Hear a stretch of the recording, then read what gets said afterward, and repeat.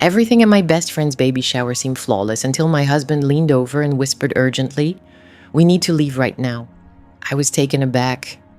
"Why? What's happening?" I asked. He stayed silent until we reached the car.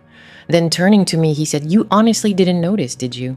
What he revealed next made my heart sink. Before I share what he discovered in that room, the secret that shattered my 20-year friendship, tell me where you're watching from in the comments. Don't forget to like and subscribe if you've ever been betrayed by those you trusted most. My name is Eva, and at 35, I make a living uncovering hidden money. As a forensic accountant, I can trace a secret offshore account through multiple shell companies before finishing my morning coffee. But despite my professional skills, I was completely blind to the betrayal happening right under my nose.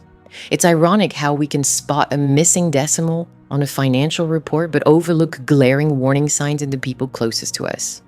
That day was meant to be a joyous occasion, the baby shower for Tanisha. My best friend since childhood, she calls herself a lifestyle influencer, but her true talent lies in spending other people's money. The party took place at her massive Buckhead mansion in Atlanta, a home I knew was drowning in debt because I had helped her husband Andre restructure it just last year. The theme was a royal welcome, and Tanisha demanded nothing but perfection.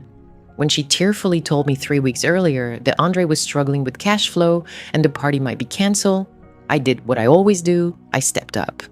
I wrote a check for $25,000 to cover catering, decorations, and the event planner.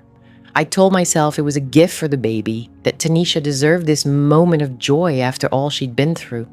I didn't tell myself I was being taken advantage of. That was a truth I wasn't ready to face. I arrived at the mansion 2 hours early, not as a guest of honor, but as unpaid staff. The event planner was short on help, so there I was, the woman funding the entire event, carrying crates of champagne and adjusting floral arrangements worth more than my first car. I was sweating through my silk dress by the time the first guests arrived. Next, that's when Becky showed up. Becky is my sister-in-law, married to my brother Dante for 3 years and constantly looking down on us. She's 30, with a smile that never reaches her eyes and a passive-aggressive attitude. She walked in wearing a white lace dress that looked suspiciously like a bridal gown, blatantly ignoring the unspoken rule against wearing white to someone else's party. She spotted me near the dessert table, struggling to steady a leaning tower of macarons. With a glass of red wine already in hand, she glided over. "Oh, Eva," she said loud enough for the nearby staff to hear. "You look exhausted. That dress is something else. It looks durable, like something you'd wear for yard work. It's very brave to wear that here." My dress was a limited edition Zimmerman piece costing $800, but coming from Becky, it sounded like burlap. I forced a smile and stood tall. "It's silk, Becky," I replied calmly. "And I'm tired because I've been setting up this party since 8 this morning." "It's silk, Becky," I answered quietly. "And I'm exhausted because I've been preparing this party since 8 this morning." "Where were you?" she asked, sipping her wine. "Oh, I was at the spa," she said. "Dante told me you had everything handled. You're really great at doing the hard work, Eva. It's like it comes naturally to you, isn't it? Some of us are meant to be waited on, and some are meant to wait." Before I could reply, she stepped closer and pretended to stumble. The glass of red wine tipped in her hand, spilling a deep crimson splash right onto the front of my cream silk dress. The stain spread quickly, like an open wound across my chest. "Oops," she said with no hint of remorse. "Well, at least now you have a reason to change into something more fitting. Honestly, the red looks better on you. It matches your skin tone." I stood there frozen. The cold wine soaked through to my skin, but the fire of my anger kept me burning inside. I wanted to scream. I wanted to tell her to leave. But looking around at the guests arriving, Tanisha's husband's business associates, Atlanta's social elite, I swallowed my fury. I refused to be the angry black woman causing a scene. I wouldn't give Becky that satisfaction. I grabbed a napkin and dabbed at the stain. As Becky laughed and walked off to greet another guest, I slipped away to the kitchen to try to save the dress with club soda. That's when my brother Dante found me. Dante's 34, 2 years older than me, but he acts like a teenager.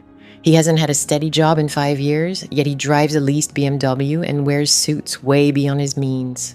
He cornered me near the industrial fridge, eyes flicking nervously. "Ava, I need a favor," he whispered. I kept scrubbing the wine stain, avoiding his gaze. "I'm a little busy, Dante. Your wife just wrecked my $600 dress." "Yeah, she said you're clumsy." Dante shrugged off my complaint. "Look, I need you to send me $3,000 on Cash App right now." I stopped scrubbing and stared at him. "Are you out of your mind? I just spent $25,000 on this party, Dante. I just paid your rent last month. Why do you need $3,000 now?" "It's for a gift," he hissed, leaning in. "Becky wants to get Tanisha this designer diaper bag, but my card got declined. It's a banking glitch, obviously, but I need to buy it now so we don't look bad. Come on, Eva. You've got plenty of money. Don't be stingy. It's for the baby." It's always for the baby or family or some emergency. The reason changes, but the demand stays the same. "No, Dante," I said firmly. "I'm not giving you $3,000 to buy a gift you can't afford just to impress people you don't even like. Tell Becky to buy a card." He grabbed my arm, his fingers digging in. "Don't humiliate me, Eva. All these important people are here. If we show up empty-handed, we look like trash. Just send the money. You make more in a week than I make in a year. You owe me." "I owe you?" I asked, stunned. "For what?" "For being the one who stayed," he said, playing the victim. "You left to get your fancy degrees and become some big-shot accountant. I stayed here and cared for Mom. I held the family together. The least you can do is share the money." It was a lie. He stayed because he failed college, and Mom let him slide. But arguing with Dante was pointless. I was drained. I was stained with wine. I just wanted to survive the next 3 hours without a family fight. "Fine," I snapped, pulling out my phone. $3,000. All I wanted was to get through the next 3 hours without a single family argument. "Fine," I snapped, pulling out my phone. $2,000. "But this is the last time, Dante? I mean it." He peered over my shoulder as I completed the transfer, a smug smile spreading across his face the moment the confirmation appeared. "Thanks, sis," he said, patting my cheek in a patronizing way. "You really saved me. But seriously, try to clean up that dress. You look like a disaster." He left, abandoning me alone in the kitchen with my dwindling bank balance and a ruined dress. I took a deep breath, touched up my makeup, and stepped back into the party. The main event was about to begin. Tanisha sat on an enormous velvet throne I'd rented for $500. I had to admit she looked stunning. She was radiant, her hands resting gently on her large baby bump, draped in shimmering gold chiffon. Andre stood behind her, proud yet anxious. I spotted my husband, Jamal, near the back of the room. Jamal works as a cybersecurity consultant, a man of few words but sharp observation. He glanced at my stained dress, his jaw tightening. "Becky?" he asked quietly. I nodded. "And Dante just strong-armed me for $2,000. Jamal's eyes darkened. "We should leave, Eva. These people don't respect you. They're eating your food, drinking your champagne, and treating you like staff." "Just a bit longer," I whispered, squeezing his hand. "Tanisha's about to open the gifts. I want to see her face when she gets the stroller." I had spent weeks searching for the perfect present. I bought a Silver Cross Balmoral pram, the kind used by British royalty. It cost $1,800. Classic, elegant, and durable. I knew Tanisha wanted the best for her twins, and this was the finest gift money could buy. Tanisha tore through gift after gift, squealing with delight at designer onesies and silver rattles. Finally, she reached the large box with my card on it. "Oh, this one's from Eva," she announced to everyone. "My bestie, let's see what she got." She ripped off the wrapping, and Dante helped her lift the pram from the box. It shimmered under the chandelier navy blue with chrome accents. It was breathtaking. The room fell silent for a moment, admiring the gift. Then Tanisha's expression soured. "It's blue," she said flatly. "It's navy," I said, stepping forward gently. "It's a timeless color, Tanisha. Perfect for boys or girls." Tanisha wrinkled her nose, eyeing the pram like it was garbage. "But I wanted the beige one, Ava. Beige matches my nursery decor. This looks outdated, like something a nanny would push." An uneasy chuckle spread through the room, led by Becky, who stood in the front row. "Well, I guess it's the thought that counts," Becky said. Tanisha sighed loudly enough for everyone to hear. Do you have the receipt? I think I'll just return it and take the cash. I could use a spa weekend after all the stress from this party. My cheeks burned. 50 people were staring at me, some with sympathy, others with amusement. I'd spent full-on $1,800 on a gift, only to have it dismissed as wrong, ugly, and destined to be converted into cash for a spa day. I opened my mouth to defend myself, but before I could say a word, a hand touched my arm. It was Jamal. I hadn't realized he'd left my side, but apparently he'd stepped inside to use the restroom during the gift opening. Now he was back, and he looked different. Usually, Jamal is the most composed person I know. In his job, he handles corporate hackers and digital extortionists without breaking a sweat. But right now, his face was pale as ghost.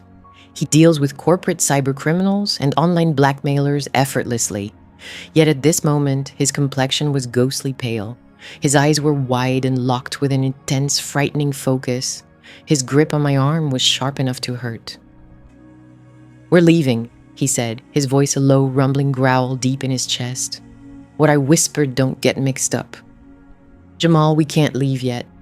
I have to settle the caterers at the end of the night, and Tanisha hasn't even cut the cake." "We're leaving now," Jamal repeated, louder this time. He ignored Tanisha and the guests, staring at me with an urgency that sent chills down my spine.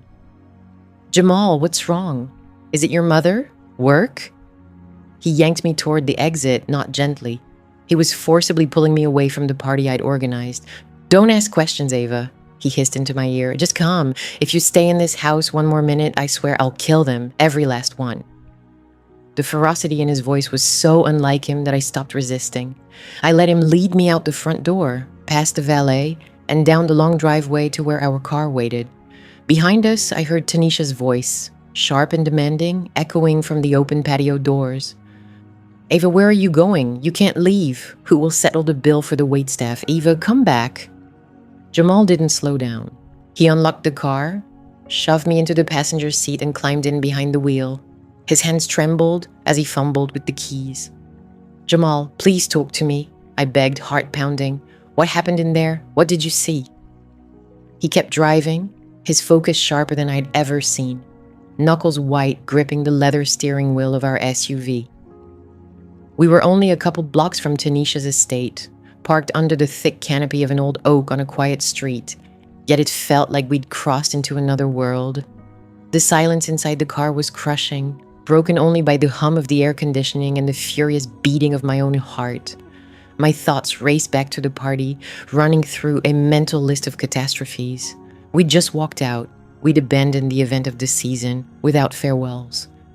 The social consequences would be devastating, but worse than the gossip was the financial fallout.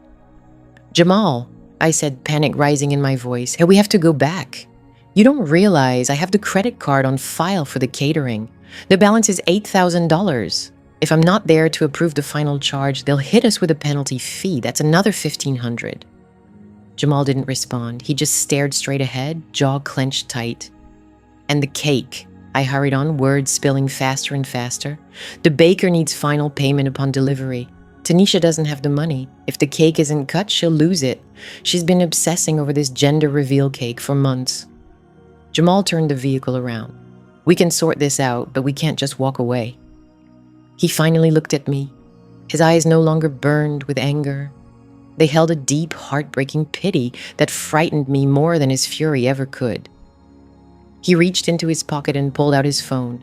Unlocking it, he tapped the screen a few times, then held it out toward me. "Watch this," he said flatly, his voice drained of all emotion. I stared at the phone. It was the video he had recorded just moments before. My hands trembled so much I had to hold the phone with both hands to keep it steady. I pressed play. My hands shook so violently that I had to grip the phone with both hands to keep it steady. I hit play. The camera angle was low and partially hidden, shot through a crack in the master bedroom door. I recognized the silk wallpaper in Tanisha's room. I recognized the luxurious Egyptian cotton duvet cover I had gifted her for her new home. Tanisha stood beside the bed. Becky perched on the mattress edge, clutching a glass of wine in one hand and a bottle of Grey Goose vodka in the other. But it was what Tanisha did next that completely scrambled my mind. On the tiny screen, my pregnant best friend, the same woman whose swollen ankles I had massaged, whose morning sickness I had tended to reach beneath her flowing chiffon dress. There was a sharp, ripping noise, like Velcro being torn apart. Then Tanisha peeled off her stomach. I gasped, the air forced from my lungs in a sharp rush. I watched in stunned horror as she removed a huge, flesh-toned silicone prosthetic. It was heavy, I could see the weight as she swung it around and casually tossed it onto the bed like a throw pillow.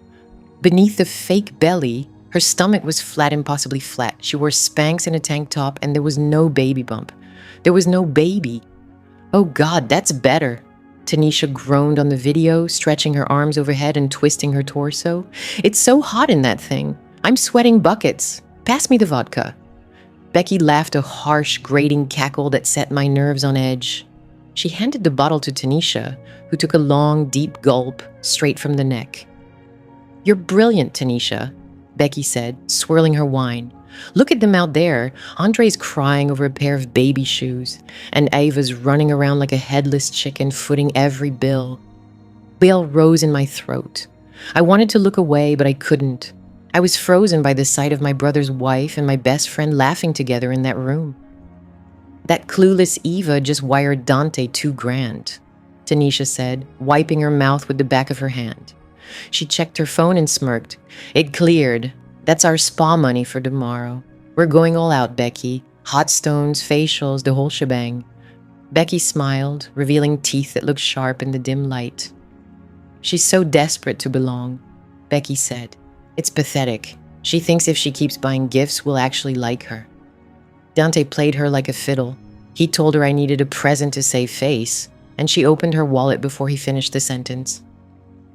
Tanisha sat beside the fake belly, patting it fondly. And Andre, she said, shaking her head mockingly, he's a gold mine, but dumb as a rock. He actually believes he's having twins. Twins. Can you believe he fell for it? Once I get him to sign the postnup securing the kids' assets, I'm set for life.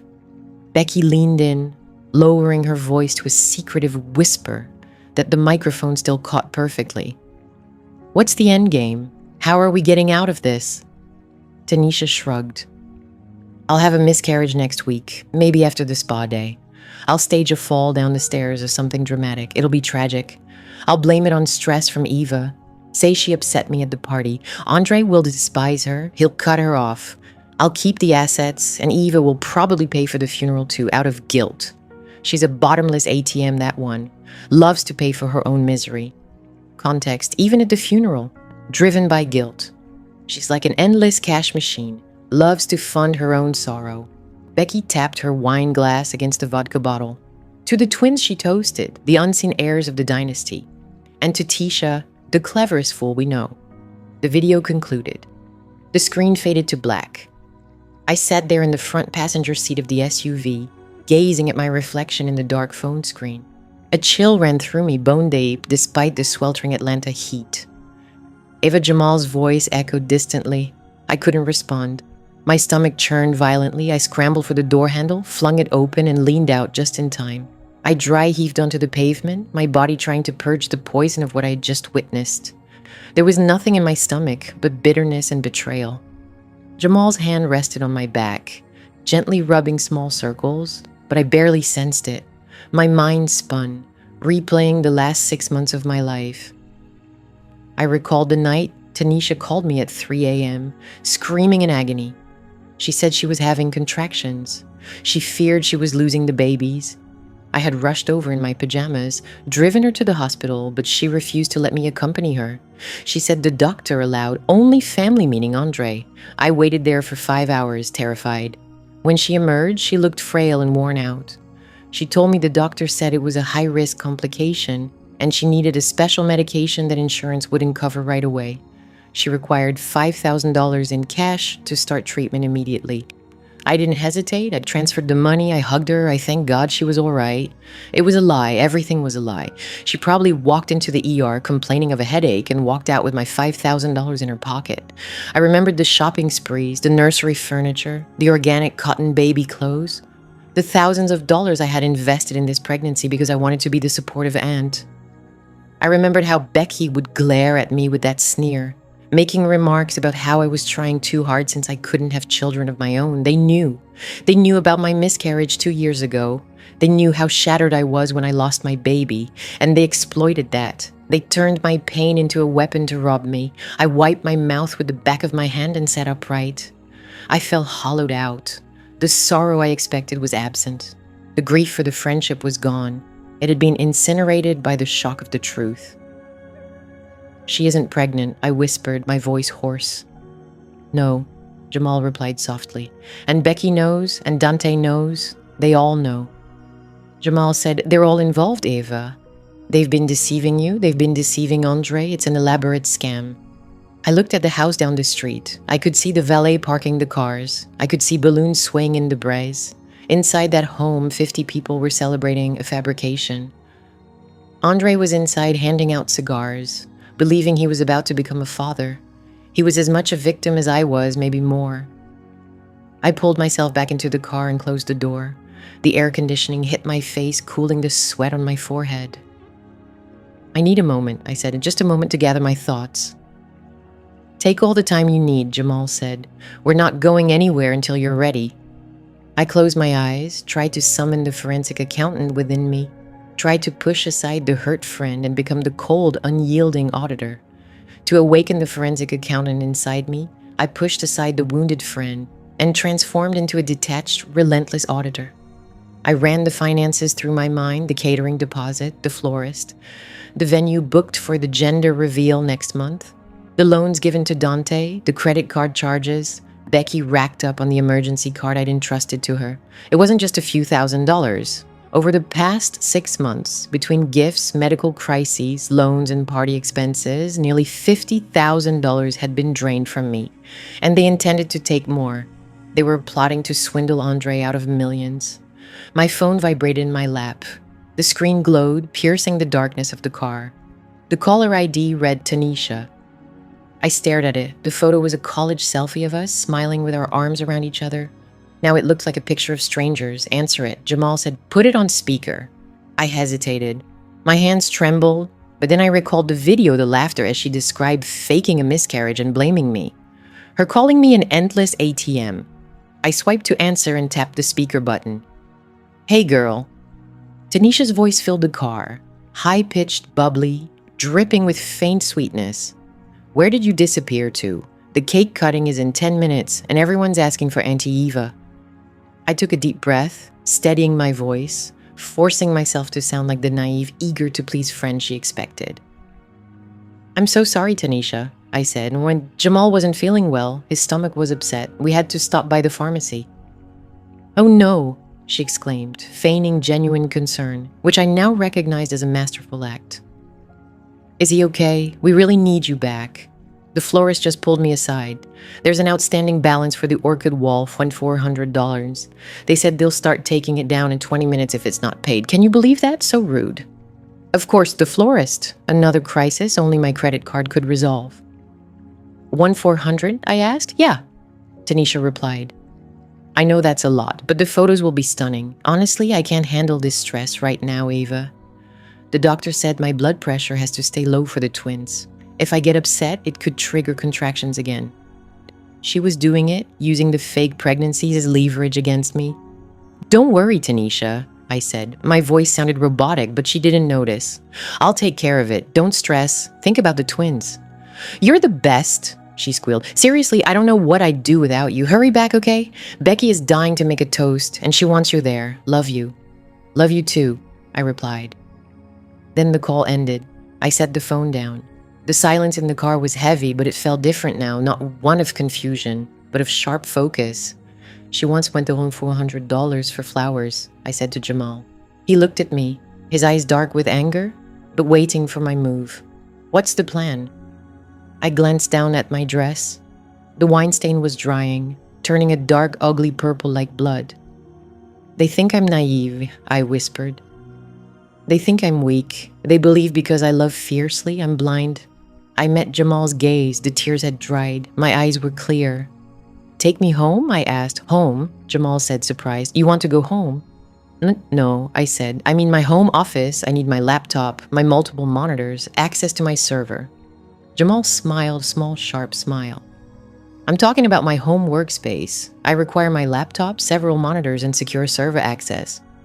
Jamal's lips curled into a subtle, keen smile, the smile of a man poised for battle. You're planning to audit them, aren't you? I'm not merely auditing them, Jamal, I replied, gripping my phone like a weapon. I'm going to tear them apart.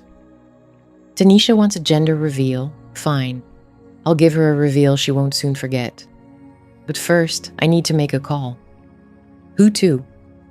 Andre, I said. Jamal started the engine. It rumbled to life with a deep growl that mirrored the fire burning inside me. Let's move, he said. As we pulled away from the curb, I glanced back one last time at the mansion on the hill. Faint music and laughter drifted to me. They were celebrating on my dime, reveling in their deception. Enjoy the cake, Tanisha, I whispered, because it's the last thing you'll ever savor that I paid for. My home was usually my refuge, a sleek contemporary space in Midtown that Jamal and I had designed with the same care we applied to our careers. But tonight, the silence in the hallway felt heavy, like the eerie stillness before a storm. We had driven home in tense quiet, thick with unspoken words and plotting. I stepped into the kitchen and placed my phone on the marble island. It vibrated so forcefully against the stone, it made an irritating buzzing sound that grated on my frayed nerves. Don't look at it, Jamal said softly, heading over to the fridge for water. He appeared worn out. The anger from the car had cooled into a cold, steely determination, but I could see the strain in his eyes. I have to check, I said, my voice hollow in the vast room. I need to understand the narrative. In my job, you can't combat fraud if you don't know the story the embezzler is spinning. I picked up the phone. The screen was flooded with notifications, Instagram, Facebook, TikTok. I'd been tagged in dozens of posts in the past 20 minutes. I opened Facebook first. The algorithm knew exactly what to show me. At the top of my feed was a live video. The red live icon blinked in the corner, and the viewer count was climbing by the hundreds. It was Tanisha. She sat in the same velvet throne chair I had rented for her. The party continued in the background, but the music had been lowered to a subdued, somber tone. She held a tissue to her eyes, dabbing at tears I knew were fake. Hey everyone, she sniffled, looking straight into the camera with wide, sorrowful eyes. I know everyone's wondering why the mood shifted so suddenly. I didn't want to say anything, but I feel I owe my true supporters an honest explanation. I gripped the edge of the counter, my true supporters. My closest friend Eva had left the party early. Tanisha's voice cracked perfectly on cue. It's been really tough. You all know she struggled with fertility. We all know how much she wanted a baby, and it just never happened for her. My breath caught. She was going there, using my miscarriage, the darkest, most painful moment of my life, as a shield for her fraud. I think seeing me so happy today with the twins was just too much for her. Tanisha sighed, glancing down at her fake silicone belly. She caused a scene, you guys, yelling at the staff, being aggressive with my sister-in-law, Becky. I tried to calm her down, but she just stormed out. She said she couldn't bear to look at me, said I didn't deserve this happiness. Comments were flooding in quickly along the side of the screen. Look at me, I said I didn't earn this joy. Comments flooded the side of the screen at a rapid pace. That's so toxic, cut her out, sis. Jealousy's a sickness. Feel better soon. You don't need that negativity around the kids. Poor Tanisha, you look overwhelmed. She ruined my whole day. Tanisha muttered as a single tear slipped down her flawless makeup. And the worst part? She canceled the catering payment on her way out. She left me with a $10,000 bill just to spite me. I don't know how we'll cover it. Andre is so stressed. It was a masterclass in manipulation. She took the truth, twisted it into a noose, and hung it around my neck. She wasn't just playing the victim. She was fundraising, setting the stage to ask for money to pay the bills I supposedly abandoned.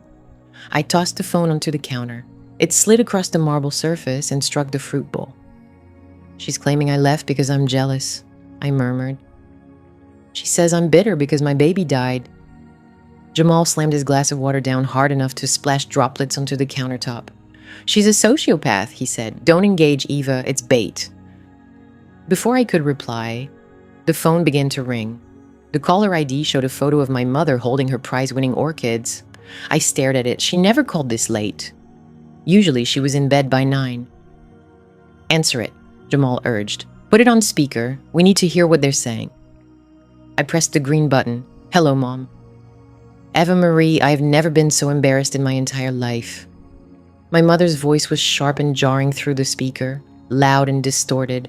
No greeting, no asking how I was, just immediate condemnation. Mom, what are you talking about? I asked, my hand shaking. Don't pretend you don't know, she snapped.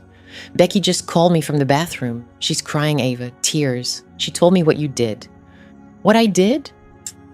I echoed, a nervous laugh rising in my throat. And what exactly did Becky say I did?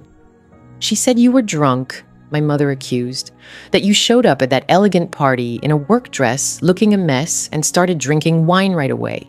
She said she tried to help fix your makeup because you looked disheveled, and you threw a glass of red wine on her white dress, Eva. I shut my eyes. Of course, the wine spill. Becky had flipped the story. Mom, that's not true, I said, trying to keep calm. Becky spilled wine on me. She insulted me. She mocked my dress. Oh, cut it out, my mother interrupted. Always playing the victim, aren't you? Becky is a sweet girl. She's worked hard to be part of this family, and you've been cold to her from day one because you think you're better than everyone else. You think because you have a degree and a big house, you can look down on your brother's wife. I don't look down on her, Mom. I see right through her because she's a con artist, I said, my voice rising.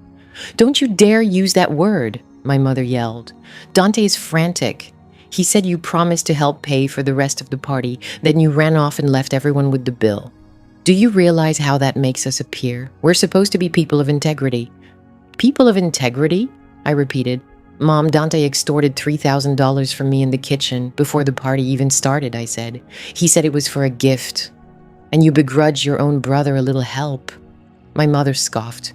You have so much, Ava. God has blessed you financially, even if he hasn't in other ways, but you're greedy. You're incredibly fortunate, Eva. God has granted you financial blessings, even if he hasn't in other areas, but your greed is evident. You're clutching your money tightly while your family faces hardship despite blessings in other aspects. The pain deepened. She was referring to the baby, to my barren womb. Tanisha played the sympathy card. My mother wielded it as a weapon of judgment. You must make this right, Mom insisted. Get back in your car immediately, drive straight to that party. Apologize to Tanisha. Apologize to Becky and settle that catering bill. If you refuse, don't bother coming to Sunday dinner. I won't tolerate a daughter who brings shame upon our family. I glanced at Jamal. He stood motionless, eyes glued to the phone, as if etching her words into memory. I'm not going back, Mom, I whispered, and I won't pay another dime. Then you're on your own, she said coldly, definitively. And don't expect Dante to forgive you easily. He's furious. The call ended. I collapsed onto a bar stool, my legs suddenly giving way. It was a coordinated strike. Tanisha attacking on social media, Becky rallying the family behind the scenes. They were isolating me, severing my support one by one, hoping I'd feel so alone and desperate that I'd cave and pay. My phone buzzed with a message. It was Dante. Ignoring my calls was a huge mistake, sis. The event planner's threatening to involve the police if the balance isn't settled. I told him to contact your workplace, told him you committed fraud. If you don't wire that $8,000 within 10 minutes, I'm going on LinkedIn tagging every partner at your firm. I'll expose you as someone who leaves debts unpaid. I'll destroy your reputation, Eva. Pay the bill. He knew exactly where I was vulnerable. My career was my world. Reputation was everything. Even an unfounded fraud claim could trigger an investigation, could get me suspended. I grabbed my phone, thumbs hesitating over the screen. I opened my video library, my finger hovered over the clip of Tanisha removing her belly. I'm posting this, I declared, my voice trembling with adrenaline. Right now, I'll tag Dante. Mom, Tanisha's sponsors, I'll burn it all down. I moved to tap send, but Jamal's hand reached out, covering mine. His grip was steady, warm, grounding.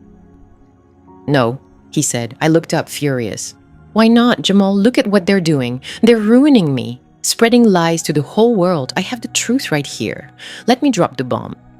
Not yet, Jamal said softly, easing the phone from my grasp. He set it face down on the counter. If you share that video now, Tanisha will twist the story, he said calmly, logically, my anchor in the chaos. She'll claim it was a joke. They were just easing pressure from the belt. Or worse, she'll say it's a deep fake. You know how easy it is to make that claim these days. And even if people believe her, what changes? She gets embarrassed, maybe loses some followers. She loses everything, I insisted. Does she? Jamal challenged. Or does she just amplify her victim act, claim you invaded her privacy, sue you for recording her in her bedroom without permission? And what about Andre? What about him, I asked. He's her husband. He's involved, no? Jamal shook his head. Watch the video again, Eva. Listen to how they talk about him. They call him a mark. They're laughing at him. He's clueless. Once again, Eva, hear how they speak about him. They label him a sucker. They're mocking him. He's completely in the dark. If he catches wind of this on Facebook first, he might dismiss it or worse, alert her. He could give her the opportunity to stash away the assets she's planning to steal. Jamal paced the length of the island and then stopped in front of me, grasping both my hands firmly. You want revenge, Eva. I understand that. I want justice, too. But you're a forensic accountant. You don't catch a crook by shouting at them in public. You catch them by sealing off the escape routes. You catch them by letting them believe they've slipped away until the cuffs snap shut. I inhaled deeply. He was right. He always nailed the strategy. My rage was like a wildfire, but what I needed was precision. Andre has to see this with his own eyes, Jamal said. He needs to be the one to put an end to her, because if he divorces her over fraud, she gets nothing. If we just expose her online, she might still walk away with a payout. We have to cut off the cash flow and recover your money. My $50,000. Exactly. Jamal said, if you blow this up tonight, that money is gone for good. Dante spent it, Becky spent it, Tanisha spent it. The only way you get made whole is if we trap them. I glanced at the phone line face down on the counter. It buzzed again. Another message from Dante, probably. Or maybe a Venmo request from Becky. So what's the plan? I asked. Do I just let them win tonight? Do I let them ruin my name? Let them chatter, Jamal said, his gaze steely and sharp. Let them dig their own graves. Let Tanisha believe she's won. Let Dante think he's frightened you. Let Becky think she's cleverer than you. It'll make them careless. They'll get cocky. And when they get cocky, they slip up. He nodded toward the hallway leading to my home office. Go to your office, Eva. Fire up your servers. Do what you do best. Trace the money. Find out where Dante blew your rent money. Discover how many credit cards Becky opened in your name. Uncover exactly how much debt Tanisha is hiding from Andre. Build the case. A shift stirred in my chest. The panic ebbed away, replaced by a cold, methodical focus. The same feeling I got when opening a fresh case file. When I stared at a chaotic spreadsheet and began to see the patterns emerge. I stood up, smoothed the creases in my ruined silk dress. You're right, I said. I won't argue with them on Facebook. I won't beg my mother to forgive me. I headed toward my office, sensing Jamal's watchful presence behind me, my guardian. I stepped into the darkened room and tapped the spacebar on my keyboard. The 3 monitors on my desk lit up, bathing the room in a cool blue glow. I settled into my ergonomic chair. It felt like the cockpit of a mission. I cracked my knuckles. All right, I whispered to the empty room. I logged into my professional software, pulled up background check databases, opened credit bureau portals, accessed banking trace tools. Dante threatened to destroy my reputation. He picked the wrong sister to mess with. He forgot my reputation is built on exposing those who think they can hide the truth in numbers. I typed in my brother's name. Then my sister-in-law's, then Tanisha's. If they want to get dirty, I said, fingers flying across the keyboard, I'll show them what a forensic accountant can do when fueled by anger. I'm not just going to uncover skeletons in their closets, I'm going to make them dance. Anger drives people to extremes. I wasn't merely going to dig up dirt, I was going to make it come alive. The pale glow from my trio of monitors illuminated my face, casting a spectral, cool hue in the dimly lit office. My fingers hovered above the keyboard, trembling, not with fear, but fueled by a potent cocktail of caffeine and adrenaline. I took a sip of cold coffee and cracked my knuckles. It was time to dive in. Across from me, Jamal sat at his own station, the light from his screens reflecting off his glasses. He was using the old iPad Dante had borrowed half a year ago and never returned. Dante had claimed it was broken, wouldn't hold a charge, and dumped it on us to fix. Too lazy to retrieve it once we did, and too careless to realize he'd never signed out of his iCloud account. I started with the credit bureaus. In this line of work, you quickly learn that financial betrayals leave scars just as deep as physical ones. Logging into my personal credit monitoring service, a premium platform I use for clients, I expected to see my usual accounts: mortgage, car loan, primary credit cards. Instead, I found an intruder lurking in my financial identity. 3 new inquiries within the past 4 months, 3 new credit lines opened with Chase, Amex, and Discover. Together, they offered a $45,000 credit limit. I clicked on the application details. The address listed wasn't mine, it was a P.O. box. But the social security number? Mine. The mother's maiden name? Correct. Dante, my own brother, the kid I walked to school with, the man whose rent I covered when he got fired for sleeping on the job, had stolen my identity. He knew my social security number because I'd co-signed his car loan 3 years back. He exploited that trust to open credit cards in my name. A cold knot tightened in my gut. This wasn't just borrowing money. This was a serious crime, a federal offense. I pulled up the transaction history for the Amex card. It was nearly maxed out. Scrolling through, I expected to find cash advances or perhaps bills for his car. Instead, there was a procession of extravagance. $4,000 at Saks Fifth Avenue, $3,000 at Neiman Marcus, $3,000 at an upscale med spa in Buckhead. Then I paused at charges marked with a merchant code typically associated with medical services. The vendor was listed as Cryptic LH Wellness Group, $15,000 over 6 weeks. I frowned. Was Tanisha genuinely ill? Was there a medical issue they were hiding? I ran the vendor through my forensic database. It wasn't a clinic, not a doctor's office. LH Wellness Group was a shell company, a holding entity. Digging deeper through corporate registrations, I uncovered the doing business's name, Lux Handbags and Resale, a luxury consignment store selling vintage Birkenstocks and exclusive Chanel. Matching the dates, I saw that on the day Tanisha supposedly had an emergency scan, the one I had paid $5,000 for using Becky's unauthorized card, there was a $5,000 charge at this shop. They were disguising lavish shopping sprees as medical emergencies. They knew if the credit card statement said Gucci, I'd ask questions. But if it appeared as a medical provider, I wouldn't dare challenge it. I wouldn't want to seem heartless questioning a pregnant woman's doctor bills. Becky had charged $15,000 for a wardrobe on my credit, masked as prenatal care. I printed the statement. Becky charged $15,000 to my credit card for a wardrobe, disguised as prenatal care. I printed the statement. The hum of the printer in the still room echoed like a judge's gavel. "Jamal," I said, my tone icy, "you have to see this." Dante had opened 3 credit cards using my name, and Becky was wrecking my credit score. Jamal didn't glance up. His eyes flicked over lines of code and log files on his screen. His expression was one of disgust.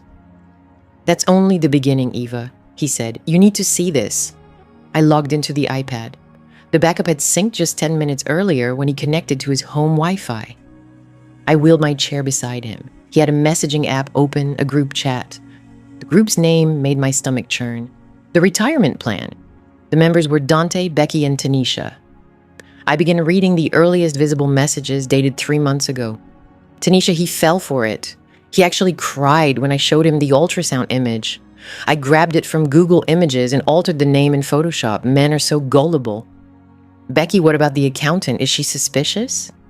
Dante, Eva, please, she's desperate to be the cool auntie.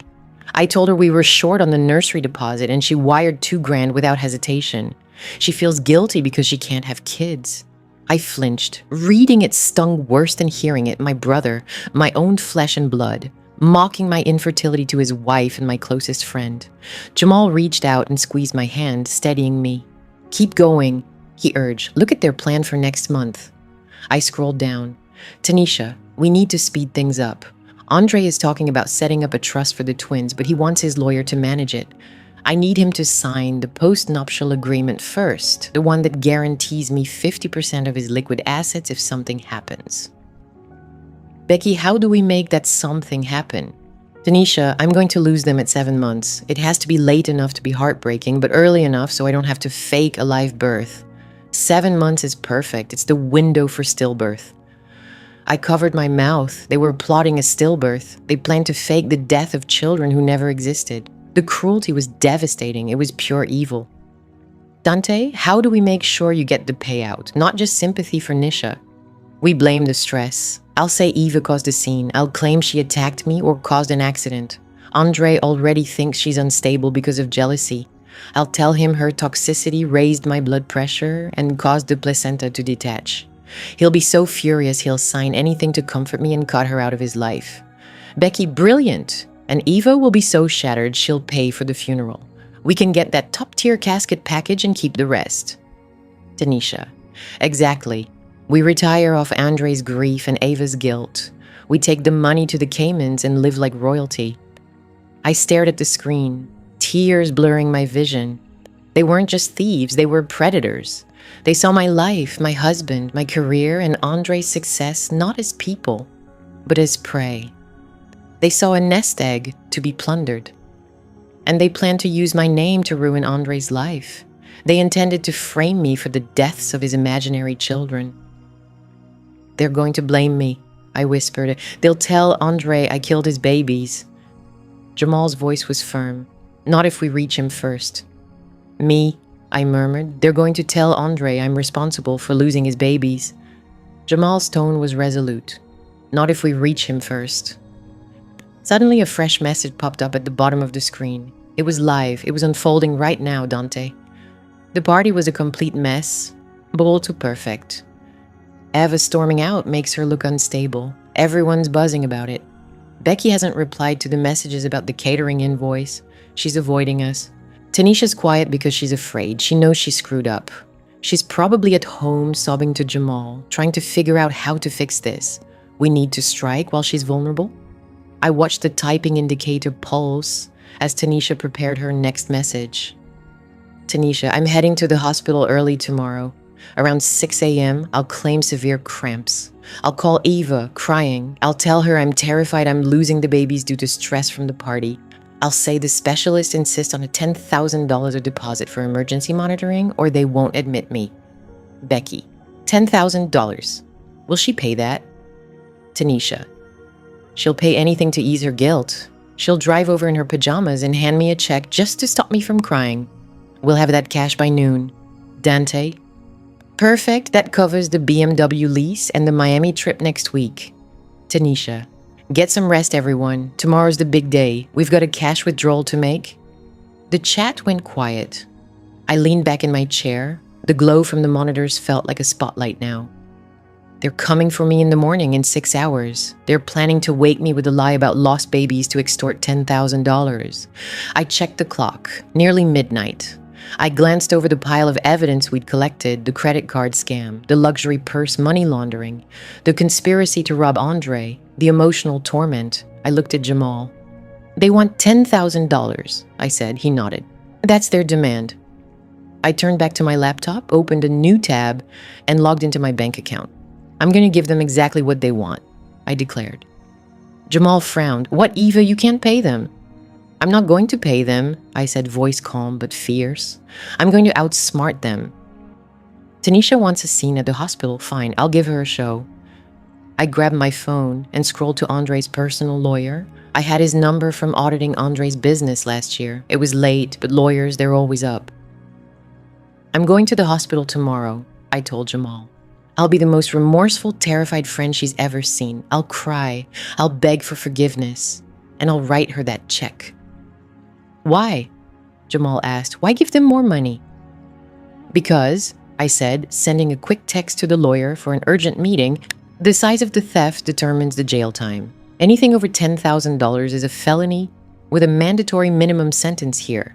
If I hand her that check and she cashes it, she crosses from petty con artist to serious criminal.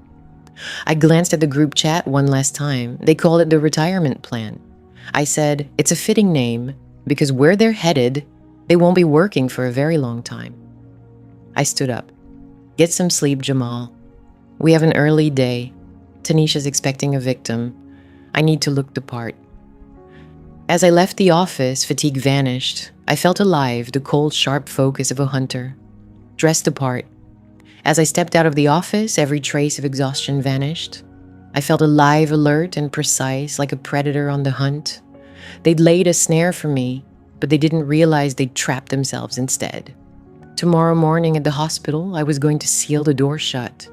The automatic doors of St. Jude's private hospital slid open silently, ushering me into a lobby that smelled less like disinfectant and more like wealth and deception. This wasn't the emergency room where ordinary people waited hours with a broken arm. This was the VIP section, the kind of place where the registration forms asked for your favorite brand of sparkling water before your insurance details. I crossed the gleaming marble floor, clutching my purse close. Hidden in the leather lining behind a pack of tissues was a high-quality digital voice recorder. The tiny red light was covered with tape, but it was recording everything, each step, each breath, every falsehood. For the past hour, I'd rehearsed my expression in the bathroom mirror. I washed off my makeup, revealing the dark shadows under my eyes. My hair was pulled into a messy, frantic bun. I wore sweatpants and an oversized hoodie, the uniform of someone dragged from bed by guilt and fear. I had to look shattered, defeated, because if they sensed even a flicker of confidence, the trap would snap shut on me.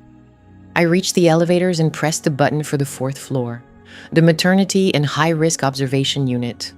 My heart pounded wildly against my chest, a frantic beat I tried to calm with slow, steady breaths. This was it, the performance of a lifetime. When the elevator doors parted, the hallway was silent, adorned with artwork worth more than my first apartment. I walked along, counting the room numbers, 402, 404, 46. And there she stood, the gatekeeper. Becky leaned against the wall outside room 408, arms crossed like a bouncer guarding a club no one wanted to enter. She wore yesterday's clothes, her hair slightly tousled, perfect for the worried sister-in-law role. When she spotted me, she pushed off the wall and stepped into my path, blocking the door. "You've got to be kidding," Becky hissed, her voice low and sharp. "You actually have the nerve to show your face here." After what you did, I stopped, letting my shoulders sag. My chin quivered. I summoned every shred of sorrow from losing my own baby, pouring it into this moment to make the tears real. "Becky, please." My voice broke, heavy with emotion. I had to calm. Dante told me she was critical. He said the babies were in distress. "Is she okay? Please tell me she's okay." Becky sneered, eyeing me with a mix of scorn and satisfaction. She loved seeing me like this, Eva, the polished, successful woman, reduced to a pleading mess in sweatpants.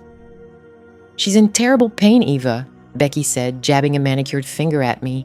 Her blood pressure soared to dangerous levels. The doctors say it's preeclampsia triggered by severe emotional stress. "Do you understand what that means? You nearly killed her. You almost killed those twins with your jealousy and your drama." I recoiled as if she'd struck me. "I'm so sorry," I whispered. "I never meant for any of this. I got overwhelmed at the party. I wasn't thinking."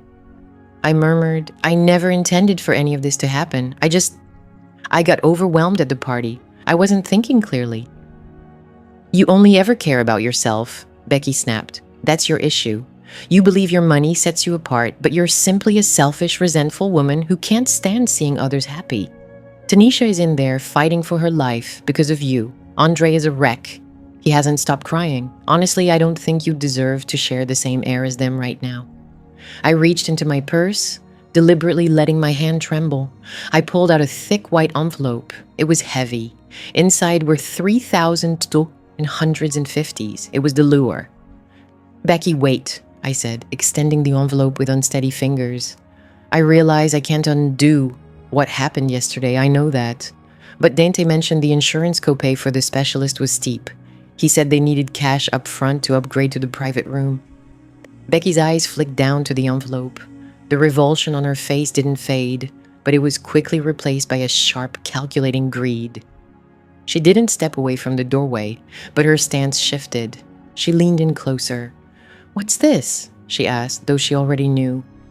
"It's $3,000, I whispered, pressing it into her palm. "It's for the doctors, tips, whatever Tanisha needs right now. Please, Becky, just take it. I want to help. I feel so guilty. Becky's fingers closed around the envelope. She squeezed it, feeling its thickness, counting mentally. A slow, pleased smirk spread across her lips. She slipped the envelope quickly into the pocket of her cardigan, making it vanish like a magic trick.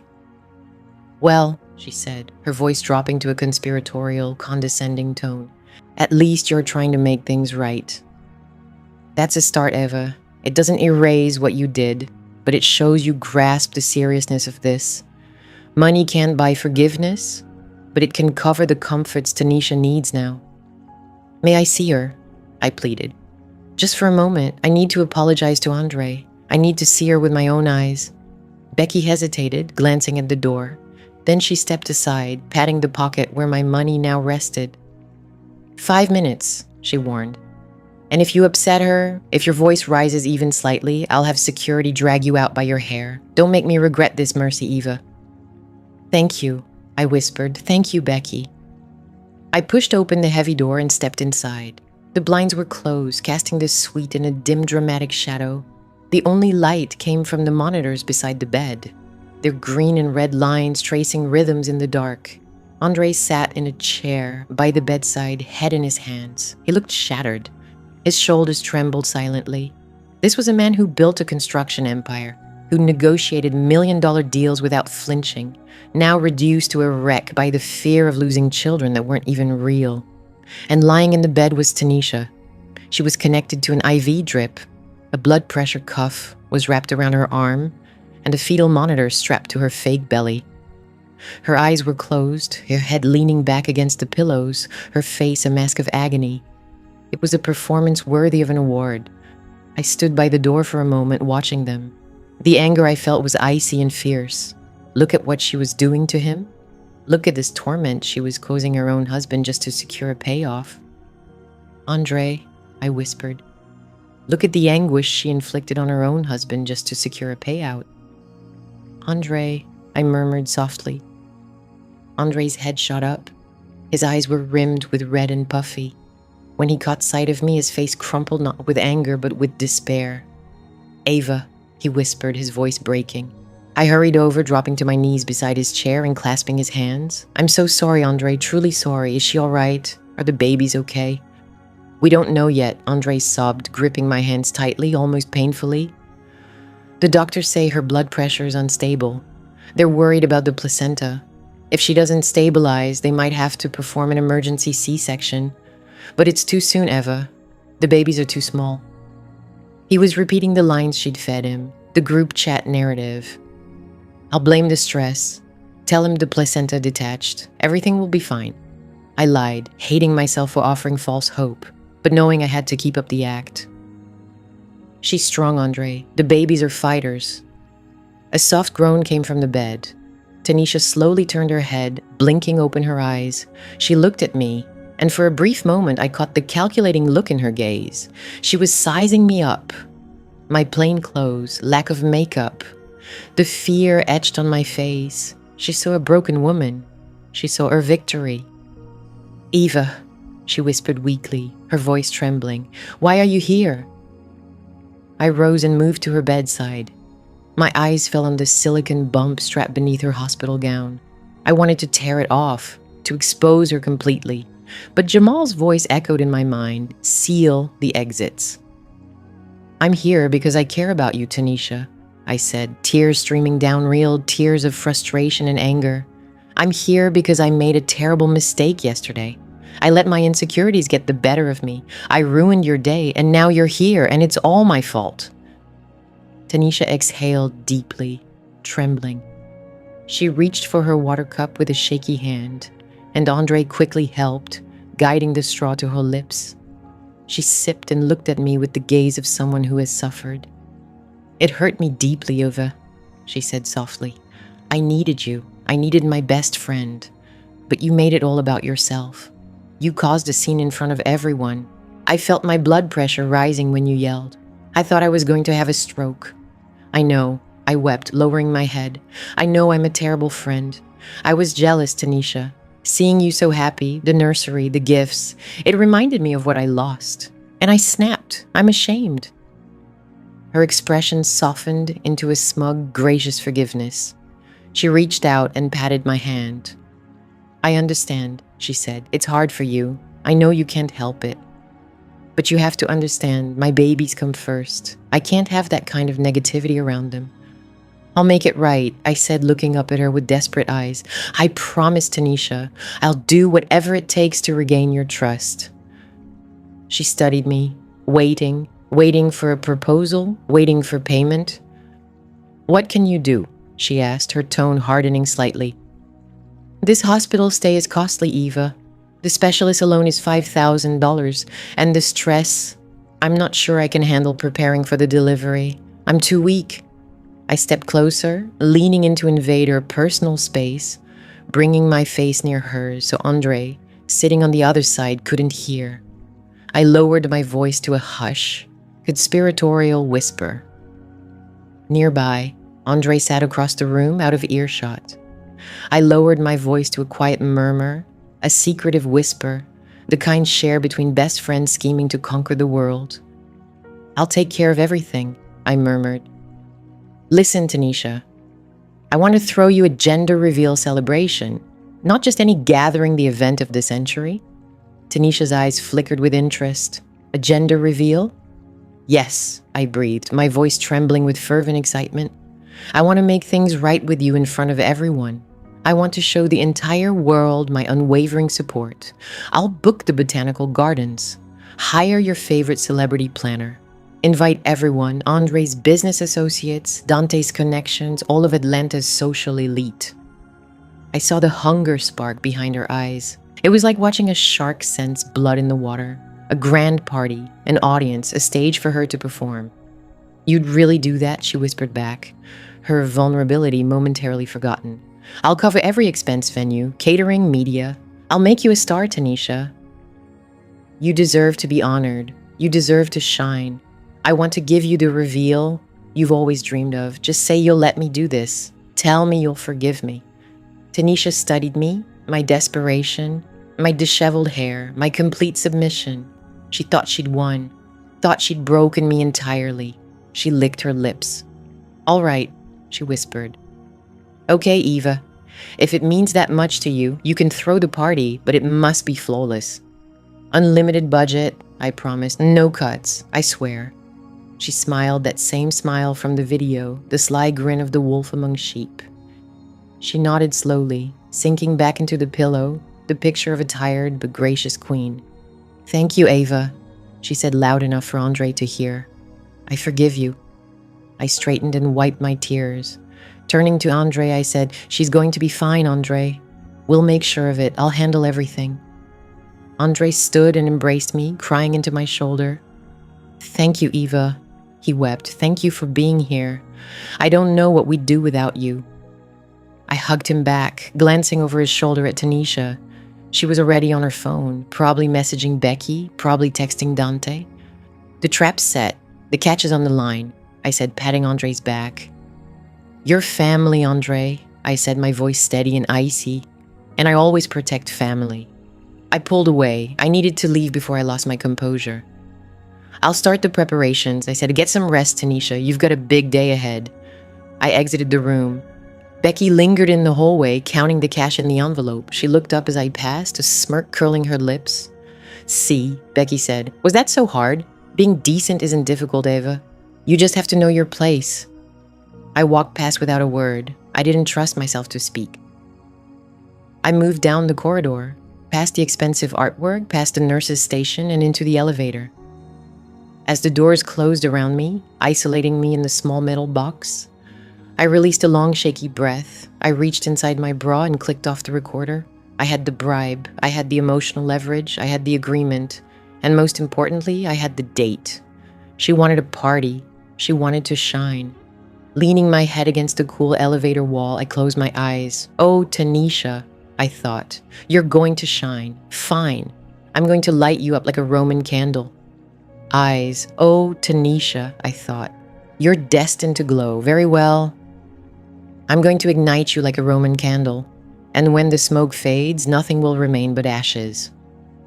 2 days after the hospital show, I found myself tucked away in the rear corner of a cafe called the Daily Grind.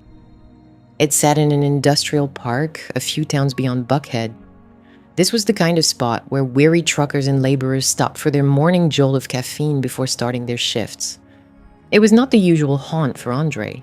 He preferred single-origin beans and oat milk lattes served in ceramic mugs. But today, he agreed to meet me here because I insisted it was the only place we could talk without prying eyes. I'd arrive half an hour early.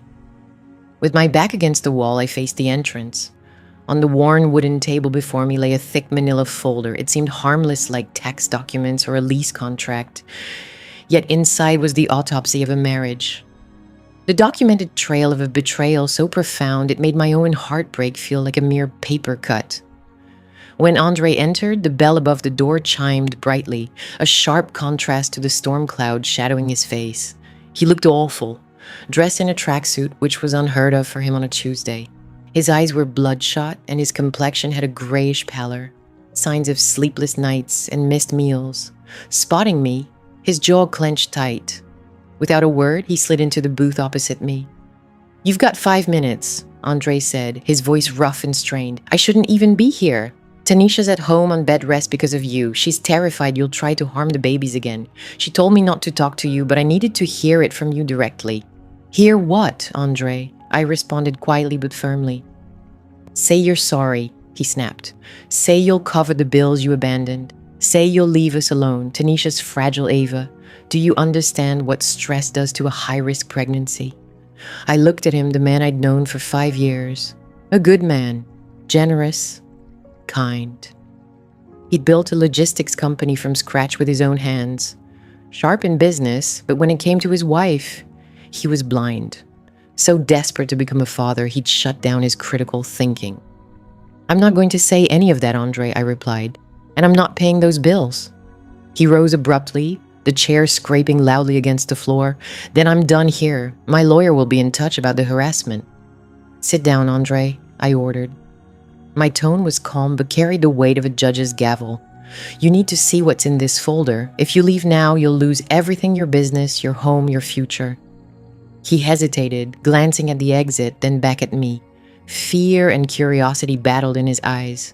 Slowly, he lowered himself back into the seat but remained tense. "What is this?" he asked. "More lies." "Tanisha said you might try to make things up. She said you're obsessed with her." I didn't respond to the accusation. Instead, I slid the folder across the sticky table. "Open it," I said. He stared down at the folder for a long moment before flipping it open. The first page was a spreadsheet I had put together, a forensic breakdown of his household spending over the past 6 months, but it wasn't the numbers that mattered. It was the names. I watched his eyes scan the pages carefully. For months, the numbers weren't what caught my attention. It was the names. I saw his eyes carefully comb through the pages. He furrowed his brow.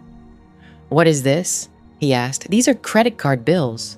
This card is the one I gave Tanisha for baby expenses." "Take a closer look," I urged. He squinted at the authorized user line. "Becky? Why is Dante's wife on my credit card?" "Because Tanisha added her," I told him. "And check out the charges, Andre. Pay attention to the dates." His finger traced down the list: Chanel, Louis Vuitton, Saks Fifth Avenue. Each date matched exactly with the days Tanisha claimed she was at doctor appointments days. She said she was too ill to get out of bed. "She told me these were medical bills," he murmured. "She said insurance was slow to reimburse us. She said it was for specialists." "There's no specialist," I said quietly. LH Wellness Group is a shell company, registered under Becky's name. It's a front for a luxury goods reseller. They're buying designer bags with your money and selling them for cash." He shook his head in disbelief. No, she wouldn't do that. She's nesting. Maybe she got mixed up. Maybe Becky stole the card." "Turn the page," I said. He flipped it over. This was the real blow. It wasn't some spreadsheet. It was a screenshot from the group chat Jamal and I recovered from Dante's iPad, dated 2 days before the baby shower. The image showed Tanisha holding a positive pregnancy test, but the caption didn't say, "We're so blessed." Instead, the message read, "He's such a gullible fool. I printed this test online and taped it to a stick I peed on. He cried like a baby. I've never seen a grown man look so pathetic." Once he signs the post-nup amendment handing me the liquid assets, I'm going to squeeze every penny out of this. The twins will need a lavish nursery before they vanish. I watched Andre read the message, saw his mind struggle to deny it, to find any excuse. Then he noticed the timestamp and Becky's reply. Lowell, he's a mark. Secure the bag, sis. And Tanisha's response. His ego is only outmatched by his stupidity. Can't wait until I don't have to fake liking his cooking or him. Andre made a sound I'll never forget. It wasn't a sob, it was the sound of a lung collapsing, air draining from his world. He let the paper fall. His hands trembled so violently he gripped the table's edge to steady himself. She said that, he whispered, voice cracking. She called me a mark. She's been scheming for months. I reached across the table without touching him. He needed to feel this. He needed the pain to burn away denial. She's not just draining your funds, I said. She's liquidating your life. That post-nuptial agreement she's pushing, the one she claims is for the baby's protection. He nodded, vacant. She said it was standard. Her lawyer recommended it because of the high-risk pregnancy. It's a trap, I said. It transfers half your company's operating capital into a trust, under her name, if anything happens medically to the children.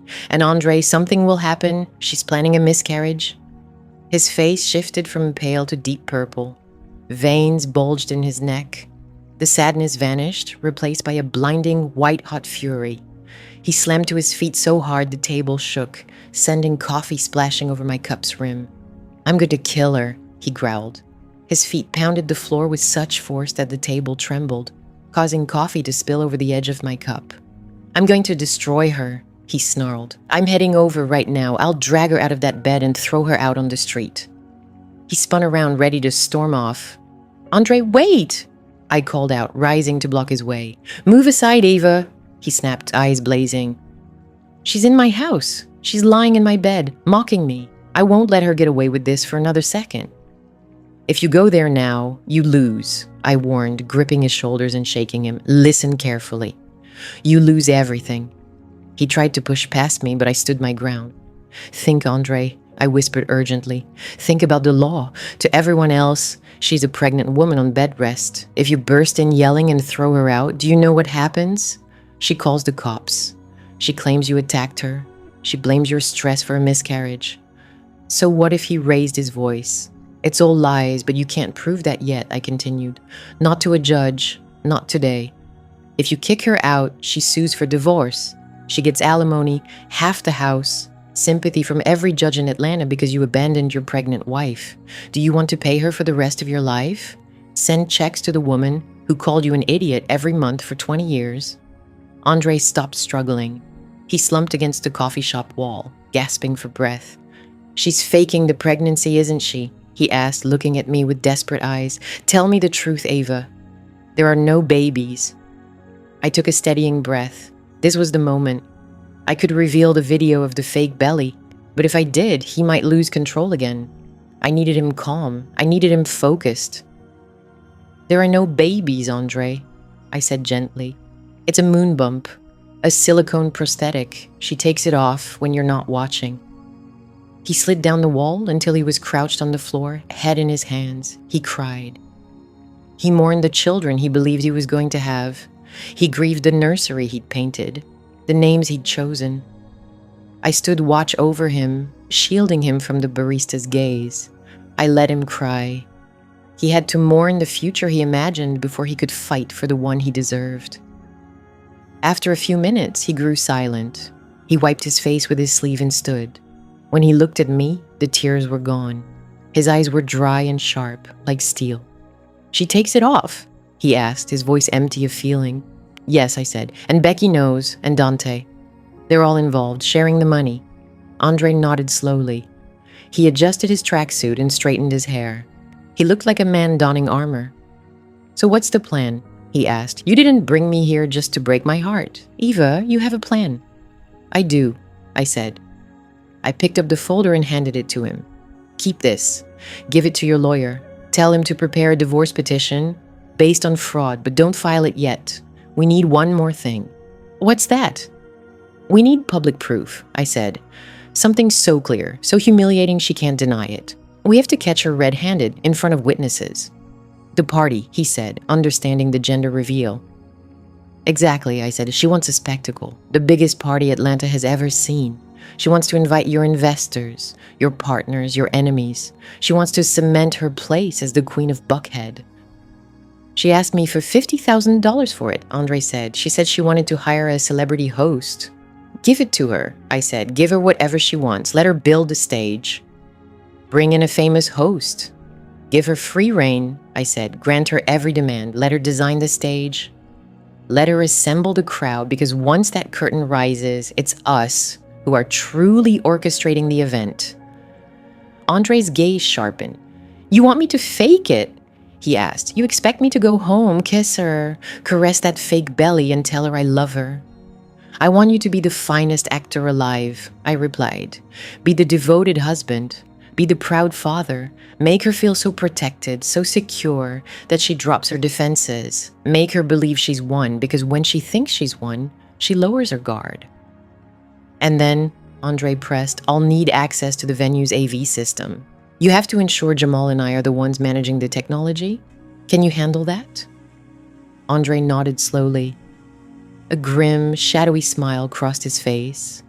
Not one of joy, but of a man ready to destroy his own home to exterminate the pest.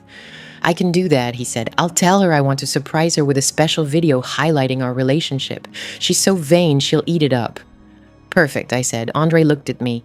Why are you doing this, Eva? He asked. They hurt you too. You could have walked away. You could have let me discover this on my own.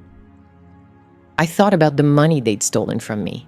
The insults hurled my way, but mostly I remembered the look Tanisha gave me in the hospital bed, the way she wielded my love for her like a weapon. Because I said she made a fatal error, Andre. She thought I was weak. She saw me as just a wallet. She forgot that before I was her friend, I was a woman who built her career, uncovering the truth. I extended my hand. Are we allies?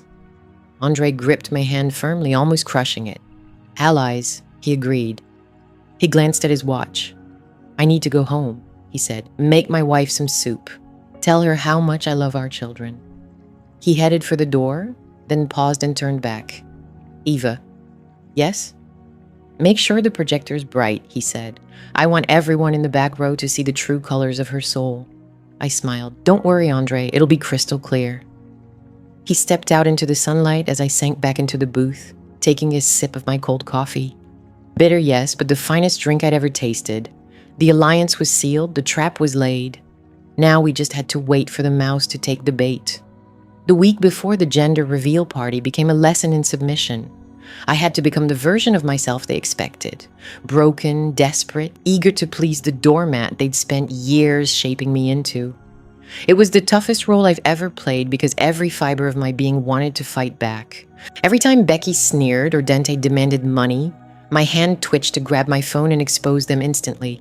But I held back. I kept my eyes on the goal. I kept picturing the moment the lights would dim and the truth would shine. Monday started with the venue. Tanisha insisted on the Starlight Garden, a sprawling private estate in Buckhead with a $15,000 gate fee. She wanted it because of the massive outdoor LED screen usually reserved for concerts. She wanted her baby's gender revealed like the final score of the Super Bowl. I sat in my home office, Jamal standing behind me with his hand resting on my shoulder as I opened the wire transfer page. $15,000, an outrageous sum to spend on a deception. Do it, Jamal said quietly. Scene. The wire transfer screen. $15,000, a staggering amount to spend on a ruse. Go ahead, Jamal whispered. It's secure, I typed in the routing number, but instead of sending it to Starlight Garden's main account, I directed the funds to a company named Zenith Audio Visual, specifically to Tanisha and Becky at Zenith AV.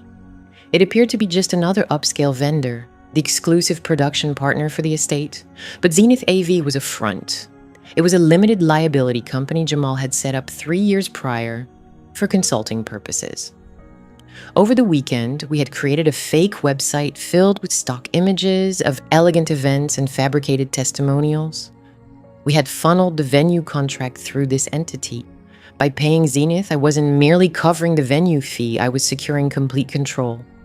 This meant that on the party day, the sound system, lighting setup, and most crucially, the enormous 60-foot LED screen would be managed by technicians on Jamal's payroll. We weren't just guests, we were orchestrating the entire event. I pressed send. The money left my account.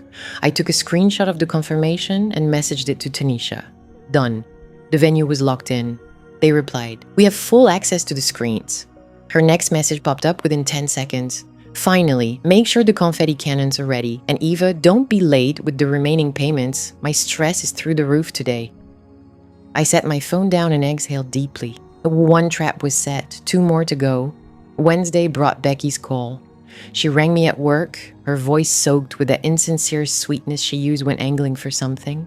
She explained that as the sister-in-law and future aunt, she needed to look the part. She had decided she'd be the master of ceremonies for the reveal. She'd hold the microphone, command the stage, and needed a dress that projected authority. I met her at the Phipps Plaza, Atlanta's pricious mall. She waited outside Neiman Marcus, tapping impatiently in shoes I knew had been purchased with my stolen credit card. "You're late," she snapped, checking her watch. "Sorry, Becky," I mumbled, avoiding eye contact. "Traffic was bad." She rolled her eyes. "You always have an excuse. Come on, the personal shopper's waiting." For the next 2 hours, I sat on a plush velvet ottoman, watching Becky try on gowns more expensive than my first car. She twirled in front of the mirror, longing, critiquing the staff. She treated the sales associates like servants, snapping her fingers for different sizes. Finally, she chose a floor-length gold sequined gown. It was bold, it was gaudy, it cost $3,000. "It fits perfectly," she said, admiring herself. "It says royalty, right? Tanisha is the queen, but I'm the queen's right hand. I have to look important." "You look stunning, Becky," I lied.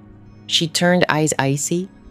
"You know, Eva, it's good you're doing this. Shows you're finally knowing your place. For a while, I thought you believed you were better than us just because you went to school and married some tech guy. But water finds its level, doesn't it? You're finally realizing you're just support staff in this family." Heat flushed my cheeks. I clenched my fist to stop from striking her. "I just want Tanisha to be happy," I whispered. "Good," she said. "Then pay the lady and get the matching shoes. I'm not wearing old shoes with this dress." I walked to the counter and handed over my card. Context, matching footwear. I'm not pairing this dress with worn-out shoes. I approached the register and handed over my card. The total, including tax and the shoes, was $3,800. I signed the receipt. As we exited the shop, Becky, lugging the huge garment bag, whispered close to me, "Don't think this gets you a front row spot. You're still stuck at the back with the rest of the staff. I just want you to look decent back there. We don't want you making us look bad." I watched her stride away, hips swaying, head held high. She believed she was royalty. Little did she know, she was just dressed in an extremely pricey prison uniform. Later, I went home and filed the receipt into my evidence folder. I scanned it, highlighted the date, and added it to the spreadsheet labeled restitution. Friday brought Dante. At 7 a.m., he showed up at my door, pounding like law enforcement. I answered in my robe, holding a coffee. Without asking, he barged in, headed straight to the kitchen, and opened the fridge. "No orange juice," he grumbled, grabbing a soda instead. "Good morning, Dante," I said, closing the door behind me. "What do you want?" "I need a car," he replied, popping the soda tab. "Excuse me?" "A car, Eva." "A ride. Tanisha's got all these appointments now, the high-risk specialist, physical therapy for her back. Andre's tied up at work, trying to cover everything since you dropped out on the medical bills. Someone's got to drive her, and that someone is you." I asked, "Dante?" He puffed up his chest. "I'm her brother-in-law. I'm stepping up, but my BMW is in the shop. I need something reliable, safe for the twins." He pulled out a folded stack of paper from his jacket and slammed them on the kitchen island. "I found a Range Rover," he said, "used but clean, low mileage. The dealer can get it to me today, but my credit is, well, recovering." Recovering that was a polite way to say his credit score was in the low 400s because he never paid bills on time. "I need a co-signer," he said. I studied the papers. It was a lease contract, monthly payments of $1,400 for 36 months. "Dante," I said, steadying my voice, "I can't take on another car payment. If you miss payments, they come after me." I won't default, he shouted, pounding the counter. Why do you always think I'll fail? This is for Tanisha, for the babies. Do you want them taking Ubers to the hospital? Do you want them riding unsafe? He was reciting the same lines they always did: guilt, family duty, the imaginary kids. Fine, I whispered, slumping in defeat. Fine, Dante, I'll sign, but you have to promise to make the payments. I promise, he said, his tone shifting from angry to charming. Don't worry, sis. I've got a big deal next month. I'll refinance it out of your name fast. I reached into the junk drawer by the sink, my hand brushing past real pens and markers, grabbing the blue gel pen Jamal brought home yesterday. It looked like a typical Pilot G2. It wrote smoothly with vibrant blue ink, except it wasn't ordinary ink. It was a chemical compound made for security testing, designed to oxidize and disappear completely within 48 hours of air exposure. Leaning over the counter, I signed the cosigner line with a flourish and dated it. After 2 full days exposed to the open air, I leaned over the countertop, signed the cosigner line with a flourish, and dated the document. There, I said, capping the pen and sliding the papers back to him. Go grab the car, Dante. Look after Tanisha. He smiled widely, snatching the papers. You did the right thing, Ava, finally. Maybe there's hope for you yet. Then he dashed out the door, so thrilled to pick up his new ride that he didn't even say goodbye. I watched him drive off. In just 2 days, he'd be behind the wheel of that Range Rover, showing it off to his friends, picking up Becky. But when the dealership opened their files Monday morning to finalize the registration, they'd find a contract missing a signature. They'd repossess the vehicle. He'd be flagged for fraud. I poured my cold coffee down the drain. All the pieces were set. I'd paid for the venue, which meant we controlled the technology. I'd bought the dress, ensuring Becky would stand center stage under a spotlight I funded. I'd signed the lease, meaning Dante would be driving a stolen car to the event. They were all so sure, intoxicated by their own triumph. They thought they'd broken me. They thought I was their endless resource. Saturday night, I sat on my couch with Jamal. The house was silent. We weren't working on the case anymore. The file was complete. The presentation was ready. The video was rendered and saved on a secure drive. My phone buzzed. It was Tanisha. Hey, bestie. Just doing a final check for tomorrow. I'm so excited. I feel like this is going to be our fresh start. I stared at the screen. The nerve was staggering. She was texting me about a fresh start while plotting to frame me for a miscarriage next week. Then another message appeared. One last thing for the big reveal. I told Andre it's a boy. He's obsessed with having a son, but I want the smoke to be blue, like electric blue. I want it to fill the entire stage. Make sure the cannon is loaded. Okay, don't mess this up. He needs to see blue. She was lying to him, even about the lie. She probably hadn't even decided the fake baby's gender until moments ago. She just wanted whatever would make Andre open his wallet wider. I typed my response. My fingers moved confidently. Don't worry, Tanisha. I handled the cannons personally. The color will be unforgettable. I hit send and looked at Jamal. Is everything ready? He nodded. The projector is 4,000 lumens. The sound system is concert quality. When we play it, they'll hear it miles away. I leaned back into the couch. Blue smoke, I whispered. She wants blue smoke. Well, Jamal said, flashing that sharp, dark smile. She's going to get the truth instead. And the truth, Eva, is usually pretty black and white. We went to bed early. We needed rest. Tomorrow was a big day. Tomorrow we were going to a party. And I had a feeling it was going to be unforgettable. The air at Starlight Gardens smelled of jasmine, luxury perfume, and old money. The humidity was the kind that usually frizzed hair and frayed nerves. But here, beneath the canopy of century-old oaks wrapped in fairy lights, even the weather seemed to bow to the occasion. I stood at the edge of the manicured lawn, holding a tray of crystal flutes I wasn't meant to carry, watching the scene I'd paid for unfold. 100 of Atlanta's elite mingled. There were Andre's business partners in tailored suits discussing market shares and golf handicaps. 100 of Atlanta's finest gathered and mingled. Andre's business associates, dressed sharply in custom suits, exchanged talk of market shares and golf scores. Then there were Tanisha's influencer friends' women who lived much of their lives through smartphone screens, posing against a floral backdrop I'd rented for $4,000. And of course, there was Becky. Impossible to overlook, her gold sequined gown caught the light from the chandeliers hanging in the trees, making her shine like a disco ball with a fierce attitude. She moved confidently through the crowd, a glass of champagne in one hand and a wireless microphone in the other, acting as the unofficial director of the night. Eva. Becky's voice sliced through the smooth jazz, playing in the background like a serrated blade. She snapped her fingers at me from across the patio.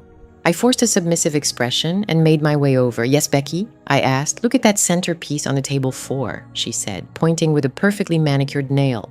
The hydrangeas are drooping. It looks cheap. Fix it and try to look a little more cheerful. You're killing the vibe with that face. I glanced at the flowers. They looked perfectly fresh. I'll take care of it, Becky, I said softly.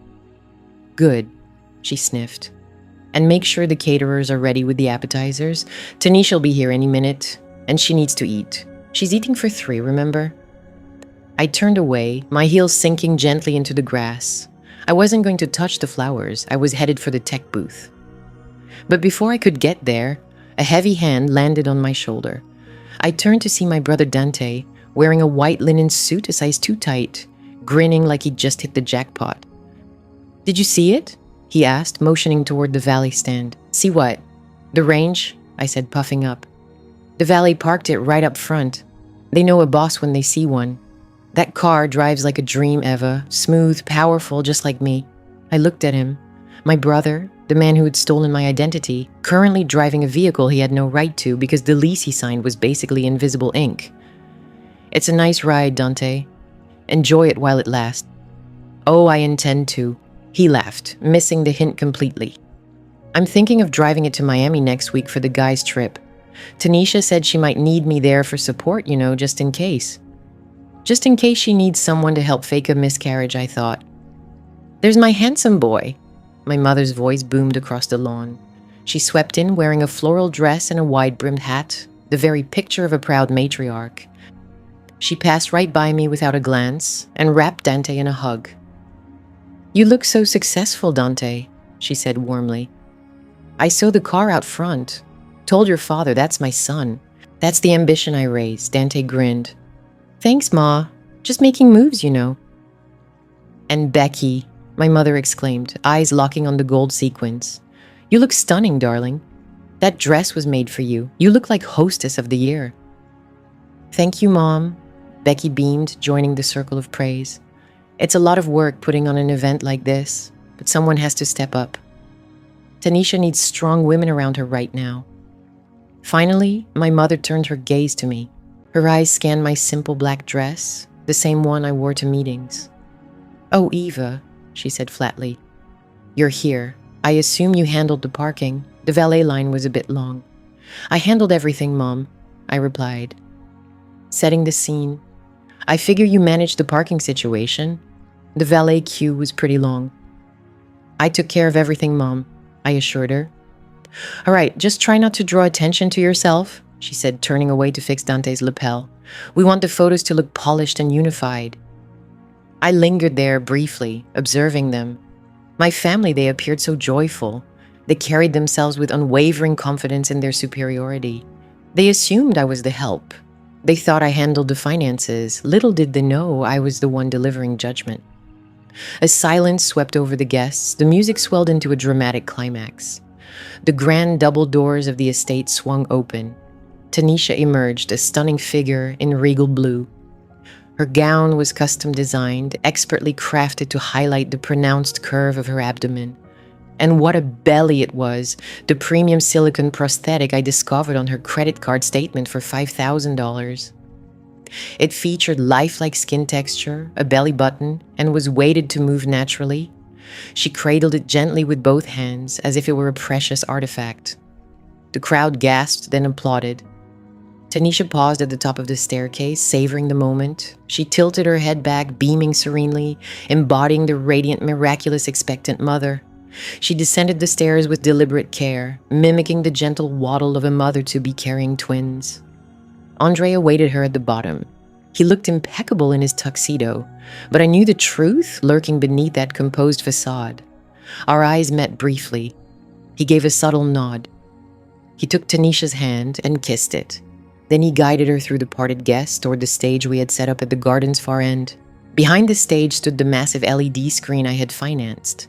It displayed a continuous loop of twinkling stars and floating hearts in shades of blue and pink. Tanisha ascended the steps, settling onto a plush love seat arranged just for her. Becky hurried over to adjust her dress and offered a bottle of water, playing the role of devoted lady-in-waiting. Becky grabbed the microphone. "Welcome, everyone," she called out, her voice ringing through the trees. "Thank you so much for joining us at this royal reveal. We're thrilled to celebrate Tanisha and Andre, and the two little princes or princesses about to grace our lives." The crowd erupted in cheers. "Before the big reveal," Becky continued, "let me invite the father of the year, the man of the hour, Andre, to share a few words." Andre stepped forward to the microphone. He scanned the crowd of faces. His gaze landed on Dante, leisurely sipping a scotch he hadn't paid for. Then on my mother, beaming at Tanisha. Finally on Tanisha herself, tenderly rubbing her fake belly and smiling up at him with a look of pure, calculated triumph. She believed she had him fooled. She thought he was the mark. "Thank you, Becky," Andre began, his voice calm, deep and steady. He turned toward Tanisha. "Tanisha," he said, voice thick with feeling, "when you told me we were expecting, my world changed. I've longed to be a father for so long, and when you said it was twins, I felt like the luckiest man in Atlanta." Tanisha dabbed a staged tear from her eye. The crowd murmured in heartfelt wonder.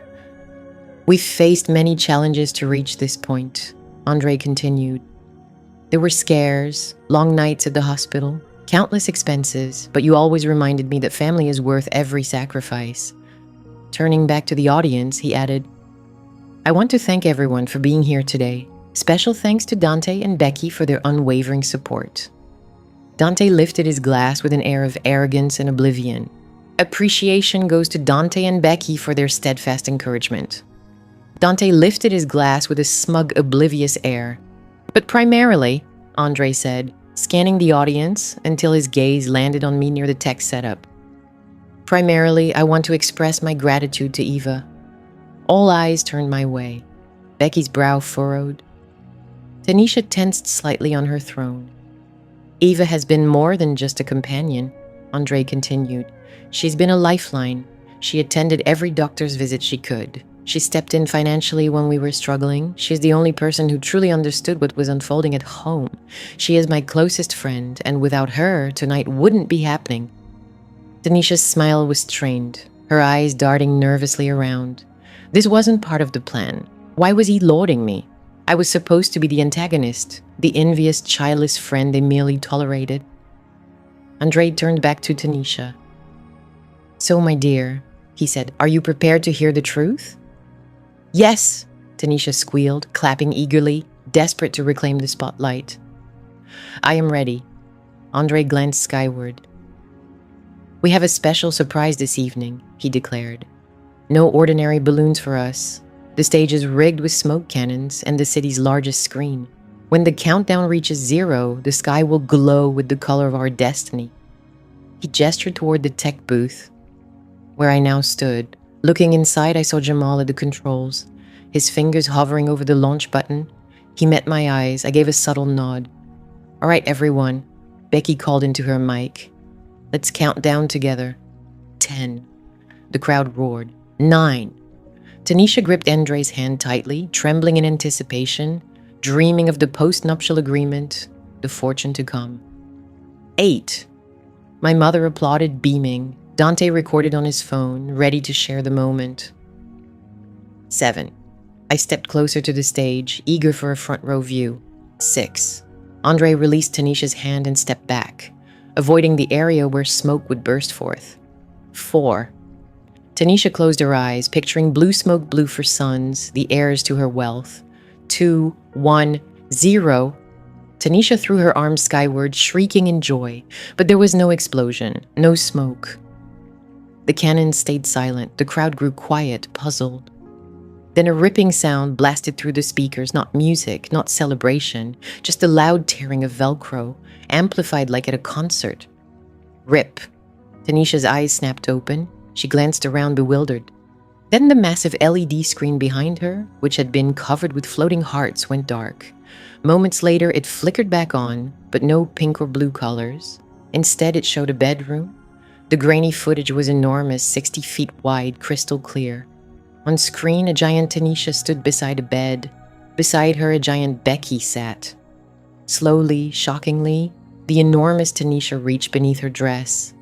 The ripping Velcro sound echoed again, perfectly timed with the video. The crowd gasped in unison, the breath collectively sucked from the garden. On screen, Tanisha peeled away a huge silicone belly.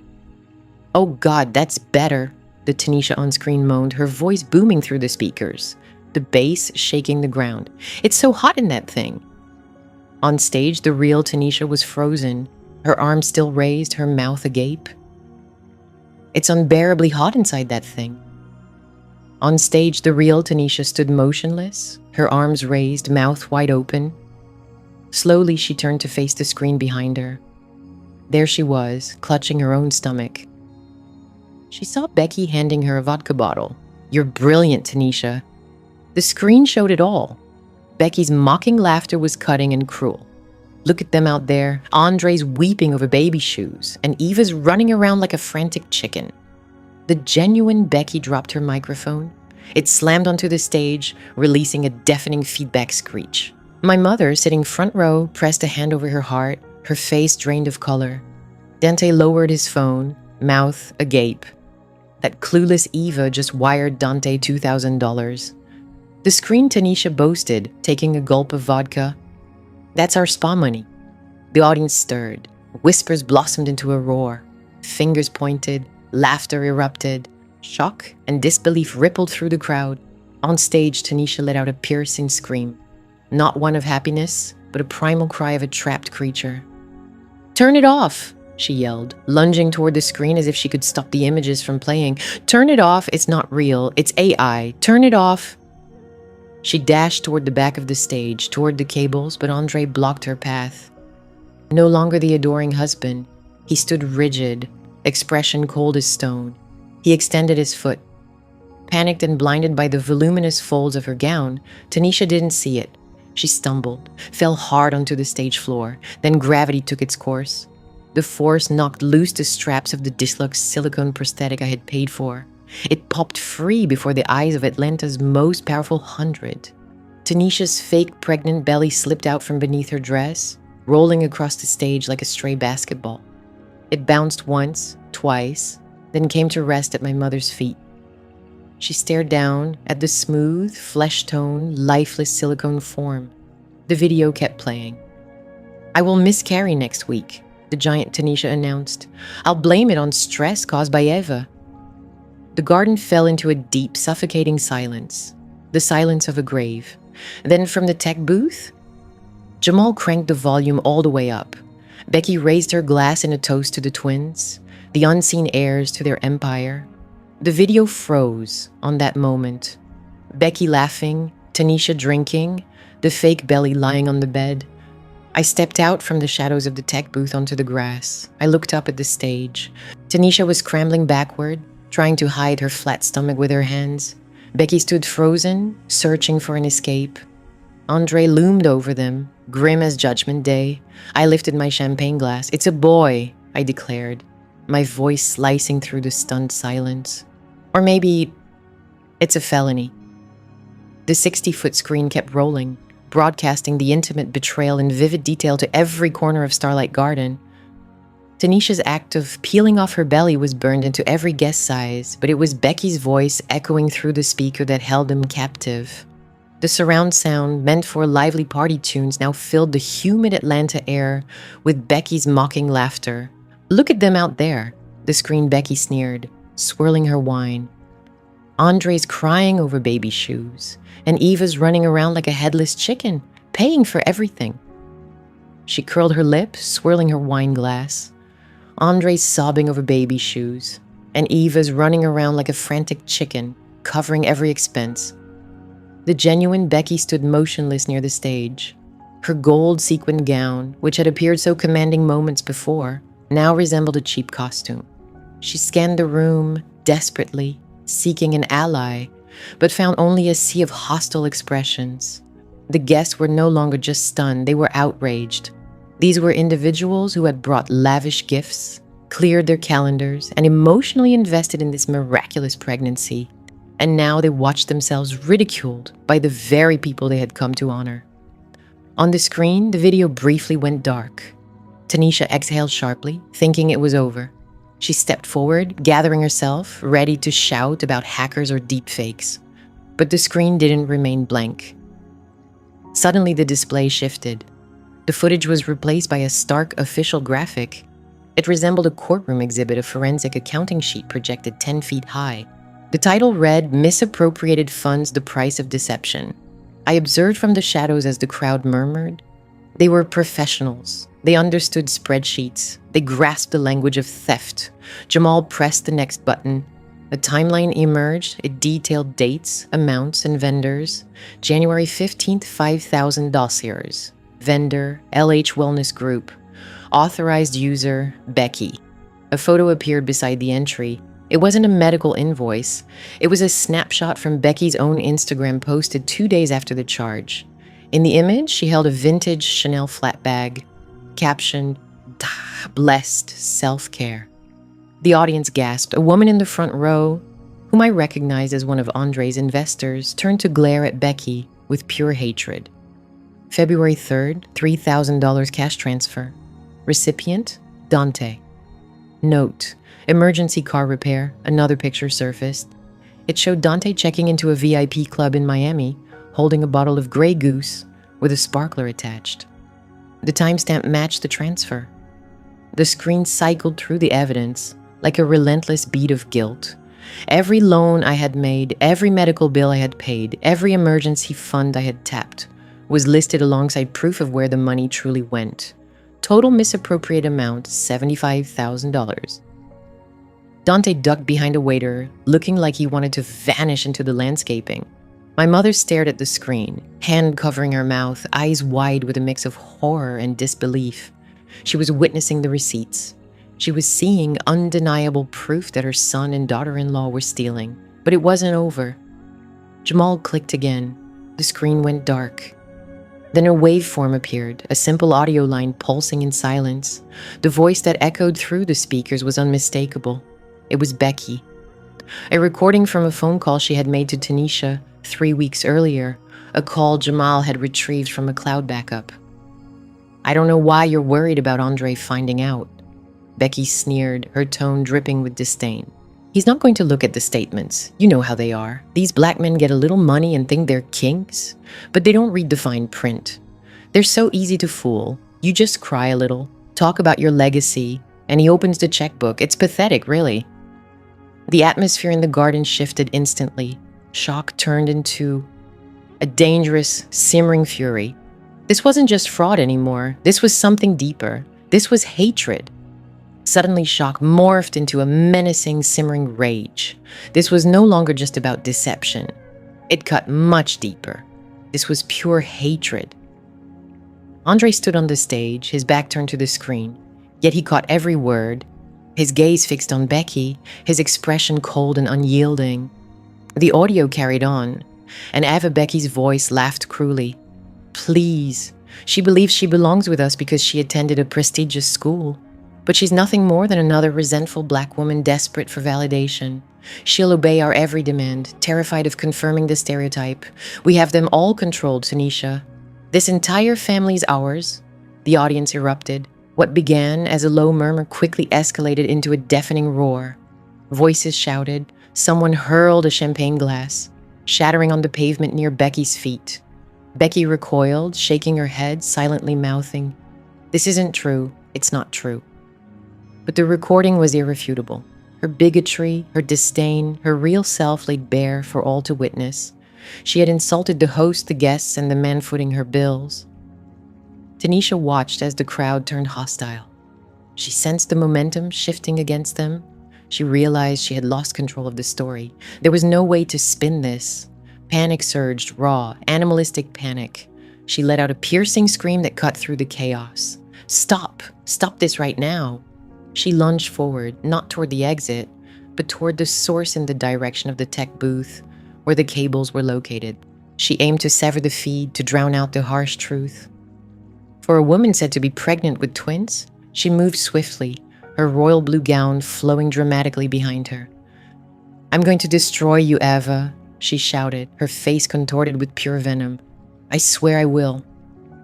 At the stage's edge, where the main power cable ran to the generator, she reached out like a predator, ready to tear the cords free. But Andre blocked her path. He didn't strike or push. He simply stood firm, a towering figure, a former linebacker solid as granite. Tanisha tried to dodge, but her speed betrayed her, and her high heels hindered her balance. Andre subtly shifted his stance and extended his leg just slightly. The move was discreet, almost invisible, yet perfectly timed. Tanisha's foot snagged on his ankle. She stumbled forward, arms flailing desperately, grasping at nothing. She crashed onto the stage floor with a harsh thud, the sickening sound of bone and flesh meeting wood. Her body slid across the slick surface, propelled by momentum. Then it happened. The laws of physics exacted their toll. The impact snapped the sturdy industrial straps of the silicone prosthetic, the deluxe version, weighted to feel realistic. The belly broke free from its harness. Tanisha scrambled to rise, but as she pushed off the floor, the fake stomach didn't follow. It slipped free beneath her dress. Time seemed to slow. The heavy, flesh-toned mass detached from her frame. It rolled across the stage like a runaway tire. It wobbled, bounced once near the edge, then fell. It tumbled off the platform, landing with a wet, heavy thud on the grass right at my mother's feet. My mother glanced down. Dressed in her Sunday best, her church hat perfectly perched, she saw the twins. It was just a rubber lump, a 15-pound silicone orb painted to mimic skin. My mother stared silently at it. Twins.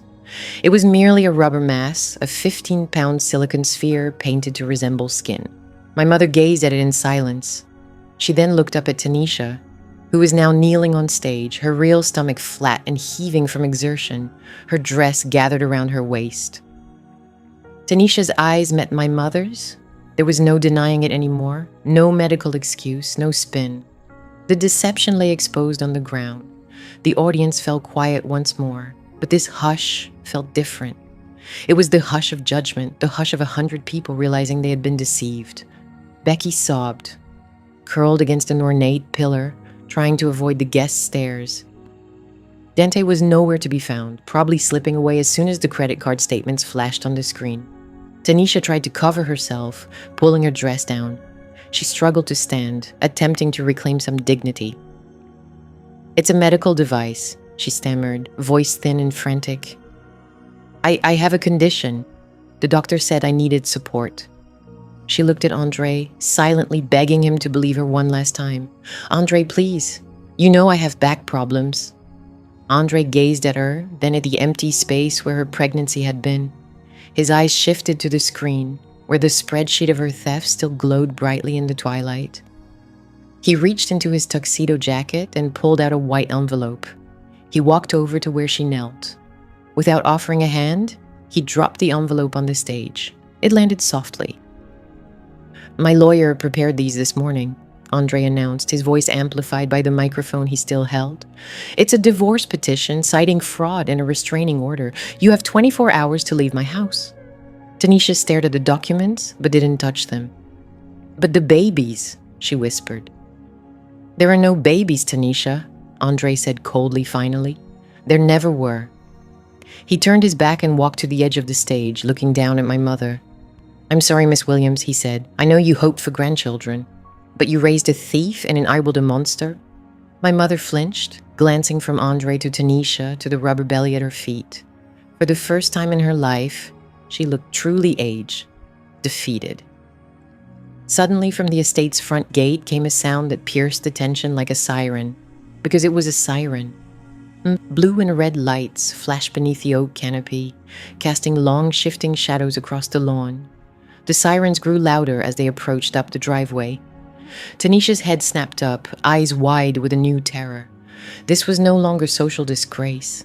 This was real. She scrambled to her feet, searching for an escape. but the garden was enclosed by tall walls, with the only exit at the main gate where police cars were pulling in. I stepped out from the tech booth. Jamal followed closely behind, handing me a microphone. I walked onto the grass. The crowd parted, their expressions a mix of awe, fear, and respect. I was no longer their doormat, no longer their ATM. I moved until I stood before the stage, looking up at the woman who had been my best friend since kindergarten. Raising the microphone to my lips, I said, "Please remain calm, everyone." My voice steady and clear, echoing through the garden. Tanisha froze like a deer caught in headlights. I gestured toward the flashing lights at the gate. As Tanisha moved through the garden, she suddenly stopped, frozen like a deer caught in headlights. I pointed toward the flashing lights at the gate. "I promised you a surprise, Tanisha," I said, "a spectacle you'd never forget." Two uniformed officers and two detectives in suits strode purposefully across the lawn. One detective held a pair of handcuffs. "So everyone stay calm," I continued. "Grab a drink, find a seat. The gender reveal is officially over." I locked eyes with Tanisha, but the main act is only just beginning. The officer marched across the neatly trimmed lawn with a heavy, coordinated step that silenced the murmurs of the crowd.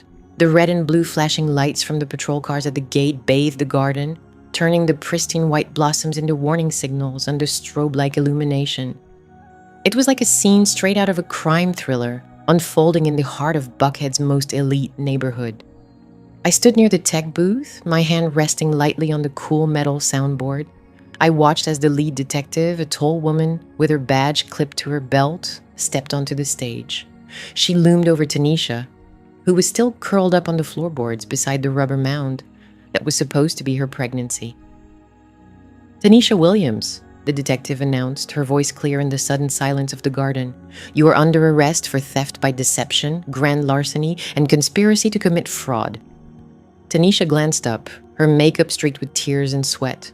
For the first time, she looked small, like a child caught holding the match that ignited a wildfire. "No," she whimpered, scrambling backward until she hit the legs of the velvet throne she had insisted I rent. "You can't arrest me. I'm the victim here. She did this to me." She pointed a trembling finger at me, but the detective ignored it and reached for Tanisha's wrist. "Stand up, Ms. Williams," the detective commanded. Tanisha resisted, flailing her arms and yelling about her rights and her condition, forgetting completely that her condition was now lying in pieces on the grass a few feet away. The detective moved quickly. In one fluid motion, she pulled Tanisha to her feet and spun her around. The handcuffs clicked shut with a sharp sound, click, click. The noise of a steel door closing on the future Tanisha tried to steal. "I'm pregnant," Tanisha screamed, her voice breaking. "You're hurting the babies." The detective glanced down at the silicon belly on the stage, then back at Tanisha with a look of utter disdain. "The jail medical staff will evaluate you, ma'am," she said dryly. "But considering your twins are currently on the floor, I think booking will proceed." As Tanisha was led down the stairs, stumbling in her royal blue gown, other officers moved through the crowd. They weren't just here for the ringleader, they were after the accomplices too. Dante spotted them coming. My brother, who had strutted into the party like he owned the block, suddenly looked like a trapped rat. He tried to disappear into a group of Andre's investors, ducking his head and edging toward the service exit near the catering tent. But he hadn't taken 5 steps before 2 officers blocked his way. Dante froze, raising his hands in a weak gesture of surrender, a pitiful sight in the linen suit he'd bought with stolen credit cards. His hands lifted feebly in surrender, a heartbreaking sight in the linen suit he'd purchased with stolen credit cards. Dante Johnson, one of the officers, announced, "We have a warrant for your arrest on charges of identity theft, credit card fraud, and grand larceny." Dante's eyes widened in panic. He looked around desperately, searching for a rescuer. His gaze settled on our mother, who stood near the front, frozen by shock. "Ma!" he shouted, his voice trembling with fear. "Ma, help me! They're hurting me! Tell them who we really are! Tell them to stop!" But she was powerless. The officer seized his arms, pulling them behind his back. Dante fought back, kicking his designer loafers, scraping the grass beneath them. "It wasn't me," he yelled, trying to bargain his way to freedom. "It was Becky. It was her scheme. She took the cards. She bought the bags. I just followed her orders." Across the lawn, Becky let out a piercing scream of outrage. She'd been trying to slip away behind a trellis of climbing roses, but the disturbance drew every eye to her shimmering gold sequin dress. "You liar!" she yelled, pointing at her husband. "You dragged me into this. You said your sister owed us." An officer stepped forward, blocking her path. "Rebecca Johnson," he said, "you are also under arrest for conspiracy to commit fraud and multiple counts of credit card theft." Becky recoiled, as if the officer were repulsive. She straightened to her full height, summoning every shred of entitlement she possessed. "Don't touch me," she snapped. "Do you know who I am? You can't arrest me. I'm a respectable woman." "This is a mistake. That woman over there," she pointed a trembling finger at me. "She's the criminal. Eva set me up. She gave me those cards. She told me to use them." The officer reached for her arm. Becky slapped his hand away. "Keep your hands off me," she shrieked, her voice rising to a painful pitch. "I'm a white woman. You can't do this to me. I'm the victim of a hate crime. This is reverse racism. That black witch set me up because she's jealous of me." Gasps rippled through the crowd. Phones that had been lowered lifted again instantly. Hundreds of cameras focused on Becky, recording her meltdown in crystal clear detail. She was digging her own grave with every word, broadcasting her prejudice to all of Atlanta. She struggled as they handcuffed her, her gold sequins falling like scales. "Help me!" she screamed to the crowd. "Why is no one helping me? You're all watching an innocent woman being attacked." No one moved, no one spoke. The guests, the city's elite, watched with a mix of horror and fascination. They knew being connected to Becky right now was social death. She was toxic, radioactive. As they dragged her past the buffet table, she kicked over a tray of champagne glasses. The shards shattered, punctuating her downfall. I watched Dante being led away, sobbing like a child. I watched Becky dragged, kicking and screaming, spewing insults and excuses. Then I looked at my mother. She stood alone amid the chaos. Her hat was askew. Her hands clutched her chest. She watched her golden boy, her Dante, shoved into the back of the police cruiser. She watched her perfect daughter-in-law unmasked as a racist fraud. She looked at me. Her eyes were wide with a panic I'd never seen before. She took a step toward me, her mouth opening to plead, to demand I fix this as I always had, but the words never came. Her eyes rolled back, and she collapsed.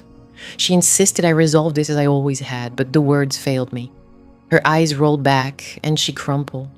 Her legs gave way, and she collapsed onto the grass, a tangle of floral silk and denial. It could have been genuine, or perhaps a calculated act to draw sympathy and divert attention from the disgrace of her son in handcuffs. I didn't stir to find out. I didn't rush to her side. Instead, I watched as two paramedics, who had been nearby, stepped forward to check her pulse.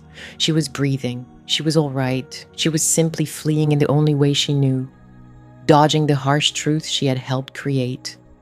Andre remained on the stage. He had observed the arrest with an impassive expression, like a statue of stern judgment. Now, as the officers began clearing the area, he moved. He descended the stage steps, past my collapsing mother without a glance, and headed straight toward the police cruiser where Tanisha was detained. The back door was open, and Tanisha sat sideways, legs dangling out, sobbing into her hands. When she saw Andre, her tears stopped. A spark of hope ignited in her eyes. She believed he had come to rescue her. She thought she could still manipulate him.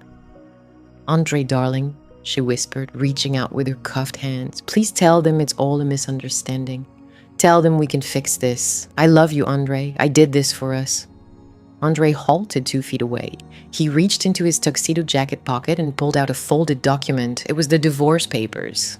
He had kept it close all night, waiting for this moment. Instead of handing it to her, tossed it onto her lap. "My attorney will meet you at the station," Andre said. His voice was low, but carried the finality of a verdict. He wasn't there to free her, Tanisha. He was there to serve her. Tanisha stared at the papers. "Andre, please," she pleaded. "I have nothing. If you leave me, I have nothing." "You have exactly what you brought into this marriage," Andre replied. "Deception and debt. The house is in my name. The accounts are frozen. The cars are leased. You're exiting my life just as you entered it, empty-handed. He leaned closer, his face mere inches from hers. "And Tanisha," he said, "if you ever utter my name again, if you ever try to contact me or my family, I will spend every cent I have to make sure you remain in that cell until you're old and gray. Do you understand me?" Tanisha recoiled into her seat, the truth finally piercing her delusion. She nodded slowly, tears streaming again. Andre straightened and signaled an officer, who slammed the car doors shut, sealing Tanisha inside her new reality. The sirens blared once more as the police convoy began to move. One by one, the cars drove down the long driveway, carrying away the toxic remnants of my life. Tanisha, Dante, Becky, they were gone. The garden fell silent, save for the murmurs of guests and the whisper of the wind through the trees. The celebration was over, but no one left. They were too stunned, too charged by the drama to depart. I moved toward the bar. The bartender, a young man with wide eyes, regarded me with something like reverence. "Can I get you something, ma'am?" he asked politely. I scanned the selection of fine wines, the bottles I had purchased. I pointed to a vintage Cabernet. "Pour me a glass," I said. "Make it a generous one." He poured the deep red liquid, swirling in the crystal glass. I took it and walked away from the bar, heading toward the edge of the lawn, where shadows ran deepest. I grabbed it and stepped away from the bar, making my way toward the farthest corner of the lawn where the shadows thickened. Alone, I stood quietly observing the scene. Paramedics were carefully placing my mother onto a stretcher. She was conscious now, sobbing loudly, calling out for Dante, making sure everyone understood she was the victim here. Andre was shaking hands with the detectives, expressing thanks, signing off on reports. Jamal came up beside me without a word. He simply stood there, a calm, reassuring presence behind me. He slipped his arm around my waist, pulling me close. I took a sip of the wine, rich, layered, with hints of dark berries and oak. It tasted luxurious. It tasted like triumph. My eyes drifted to the empty stage where the silicon belly still lay discarded, a prop abandoned in a play that had ended prematurely. I glanced at the screen, now dark and silent, the proof of their crimes shut down. I felt no guilt, no sorrow. Instead, a deep calm washed over me. The noise was gone, the pressure was gone, the parasites were gone. I turned to Jamal and raised my glass in a quiet toast. "To the retirement plan," I murmured. He smiled and pressed a kiss to my temple. "To fresh starts," he replied. I took another sip and watched the last flicker of police lights fade away. I said nothing to my mother as they wheeled her past. I refused to meet her gaze or acknowledge her cries. My silence spoke volumes in that garden. It was the final full stop after a very long sentence. As I turned my back on the chaos and faced what lay ahead, I knew one thing for sure. I was finally free. Half a year later, the hush in my home felt different. It wasn't the heavy, suffocating silence of secrets, nor the tense quiet before a plan. It was the silence of peace, the sound of sunlight streaming through the floorboards, the gentle hum of the coffee maker in the kitchen, the sound of a life cleansed of poison. I sat on my back porch, watching autumn leaves fall softly into the pool. The air was crisp in Atlanta, finally breaking the stifling humidity that had cloaked the city like a veil on that night, the night of the gender reveal. That night now seemed like a fevered dream, a vivid burst of color and noise that had reshaped my entire world. The wheels of justice turned slowly, but when forensic evidence is neatly organized in leather binders, things tend to speed up. Tanisha's sentencing was just last week. I didn't attend the courthouse. I didn't need to see her in prison orange to know justice had been done. Andre went instead. He told me she had broken down in tears when the judge announced the verdict: 5 years. 5 years in federal prison for wire fraud, grand theft, and conspiracy. The judge was unimpressed with her attempt to fake a medical emergency during arraignment. Apparently, fainting spells don't hold up when the court has video of you doing burpees in your bedroom while claiming to be bedridden. 5 years. She'd wanted a life of luxury without working. In a twisted sense, she got it. 3 meals a day, a roof over her head, a strict routine. But the luxury was gone. The power was gone. Her followers had abandoned her. Tanisha Williams, once queen of Buckhead, was now just inmate number 84620. Becky's fall from grace had been far louder and more public. The internet does not forgive, nor does it forget. The video of her shouting racial slurs at the police went viral within hours of the party. Does she forget? The footage of her hurling racial insults at the police spread like wildfire just hours after the party. It became a global sensation. By Monday morning, her employer, a small PR agency, released a public statement terminating her immediately to distance themselves from the backlash. Yet society's judgment was far more severe than any legal consequences. Becky was doxxed, her social media inundated with hostile messages. She attempted to recast herself as a victim of cancel culture, but no one was convinced. Without Dante's income, which had always been a mirage, and without my credit card supporting their lifestyle, their fragile world crumbled. The bank foreclosed on their sprawling suburban home. The leasing company reclaimed the furniture. Last I heard, Becky was living in her parents' basement in rural Georgia. She declared bankruptcy and had to sell her collection of handbags, the very ones she bought with my money just to cover her legal bills. The woman who once sneered at my silk dress was now rummaging through discount racks, and I hope she found some durable clothes. She was going to need them. Dante faced a slightly lighter sentence because he cooperated and testified against Tanisha and Becky, portraying himself as the clueless husband caught up in a scheme he didn't fully grasp. He avoided jail time, but received 3 years of probation and 500 hours of community service. I spotted him once a few weeks ago. Driving down the highway to a client meeting, I saw a road crew in orange vests picking up litter along the median. There he was, my brother, the man who never wore anything but Italian loafers, using a stick to spear discarded fast food wrappers. He looked worn out. He looked aged. He looked like someone who had finally realized the world doesn't owe him anything. Now he's living in a motel, working minimum wage jobs because his background check flags him for fraud. He's finally learning the true value of money the hard way. And then there's my mother. Her punishment is the quietest and most lasting. She's not behind bars. She's not bankrupt. She's simply isolated. The bridge club stopped inviting her once the news broke. The church ladies stopped saving her a seat. The social status she prized above her own children vanished the moment the truth surfaced. She lives in her immaculate house, surrounded by expensive possessions, with no one to share them with. She calls me every day at 6 p.m. I don't know what she wants to say. Maybe she wants to apologize. Maybe she wants to ask for money. Maybe she just wants to hear a voice that isn't her own echo in an empty room. I never answer. I blocked her number months ago, but I see her calls in my log. It's a daily reminder that she made her choice. She chose the lie, she chose the facade, and now she must live trapped inside the portrait she created alone. I took a sip of my tea and glanced at the alert on my phone. A deposit notification. 2 days ago, a check had cleared. $100,000. It was from Andre. He had sold the Buckhead house. He said he couldn't stay there anymore, not with the ghosts of the fake nursery and the memories of the betrayal. He downsized to a city condo, focusing on rebuilding his business and his life. When he sent the money, he included a note. Eva, this is the $50,000 they stole from you, plus interest, plus a stupidity tax on me for trusting them. Thank you for saving my life. Thank you for opening my eyes. I didn't keep the money. Jamal and I didn't need it. You saved my life. Thank you for opening my eyes. I didn't pocket the money. Jamal and I had no use for it.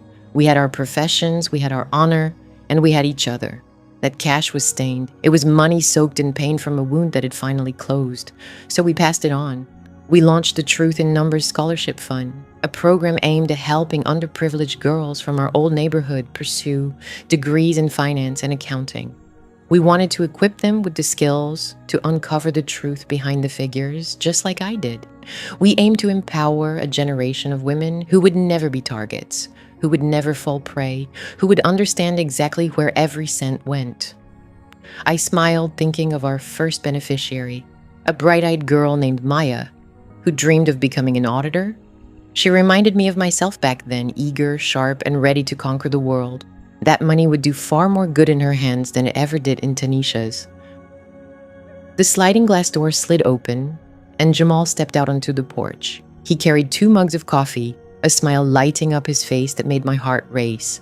He settled beside me and handed me a mug. "You look happy," he said. "I am happy," I answered. "It's finally behind us, Jamal. The dust has settled. The villain's lost." The heroes won. It feels like the end of a movie. It's not the end, he said, leaning in to press a kiss to my forehead. It's the sequel. He pulled his phone from his pocket. By the way, he said casually but with a twinkle in his eyes, Dr. Patel called while you were outside. She said she tried reaching your cell, but it was on silent. I froze. My teacup clinked against a saucer. Dr. Patel was my fertility doctor. We had started seeing her again 2 months ago, quietly, privately, without telling anyone. After the stress of the investigation, after purging my life of toxic family ties, I felt ready to try once more. But I was scared. I had faced disappointment too many times. What did she say? I whispered. Jamal's grin broadened. He reached into his pocket and pulled out a printed sheet. It was a lab report, she said. Your HCG levels are off the charts, Jamal said. She said, everything looks perfect. Eva, you're pregnant. I stared at him. The world stopped turning. The birds stopped singing. The only sound was the rush of my own blood. Pregnant? I asked. For real? Really? He said, no silicone, no Velcro, no lies, just us. Tears streamed down my face, but they weren't tears of sorrow I'd shed in the car that day outside the party. They weren't tears of anger I'd cried in the hospital. They were tears of pure, unfiltered joy. I placed my hand on my belly. It was still flat, no bump yet, but beneath my palm I felt the warmth of my own skin. I felt the life beginning to grow there, shielded by love, guarded by truth. Jamal wrapped his arms around me and we sat there on the porch, laughing and crying together. I thought of Tanisha in her cell. I thought of the fake belly rolling in the grass. I thought of the desperate craving for attention that drove her to ruin everything. And then I thought of this baby, this real tiny secret. We're not doing a big announcement, are we? I asked, wiping my eyes. Jamal chuckled. No parties, no blue smoke, no social media. Good, I said. Let's just keep it between us. Let's just be a family. Because that was the ultimate lesson. That was the truth forged in the fire. Family isn't about blood. Blood is just biology. Blood is Dante stealing my identity. Truth is tempered in flames. Family isn't defined by blood. Blood is mere biology. Blood is Dante stealing my very identity. Blood is my mother watching me struggle and asking why I'm soaked. Family is those who stand by your side when your world is collapsing. Family is the husband who drives you to the crime scene and helps collect the proof. Family is the friend who trusts you when everyone else calls you insane. Family shields you through the storm, not the ones who bring the thunder. I gazed at the Atlanta skyline, the city where I had lost so much and yet gained even more. We'll be all right, I whispered. Jamal kissed my hand. We're more than all right, Eva. We're free. And as I sat there with my husband and the secret growing within me, I knew he was right. The scales were balanced, the debt settled. And for the first time ever, the future wasn't a transaction. It was a gift. The hardest lesson wasn't about money. It was understanding that blind loyalty can be a dangerous vulnerability. I discovered family isn't about DNA, but about mutual respect and protection. Tanisha and my relatives mistook my kindness for weakness, my generosity for naivety, but they underestimated the resilience of a woman pushed beyond her limits. True peace comes only from severing toxic ties, no matter how deeply they're rooted. I replaced a circle of drainers with a circle of defenders, proving that while we can't choose our bloodline, we absolutely can choose our path forward. Have you ever had to cut ties with a toxic friend or family member to protect yourself? Share your experience in the comments below and subscribe for more.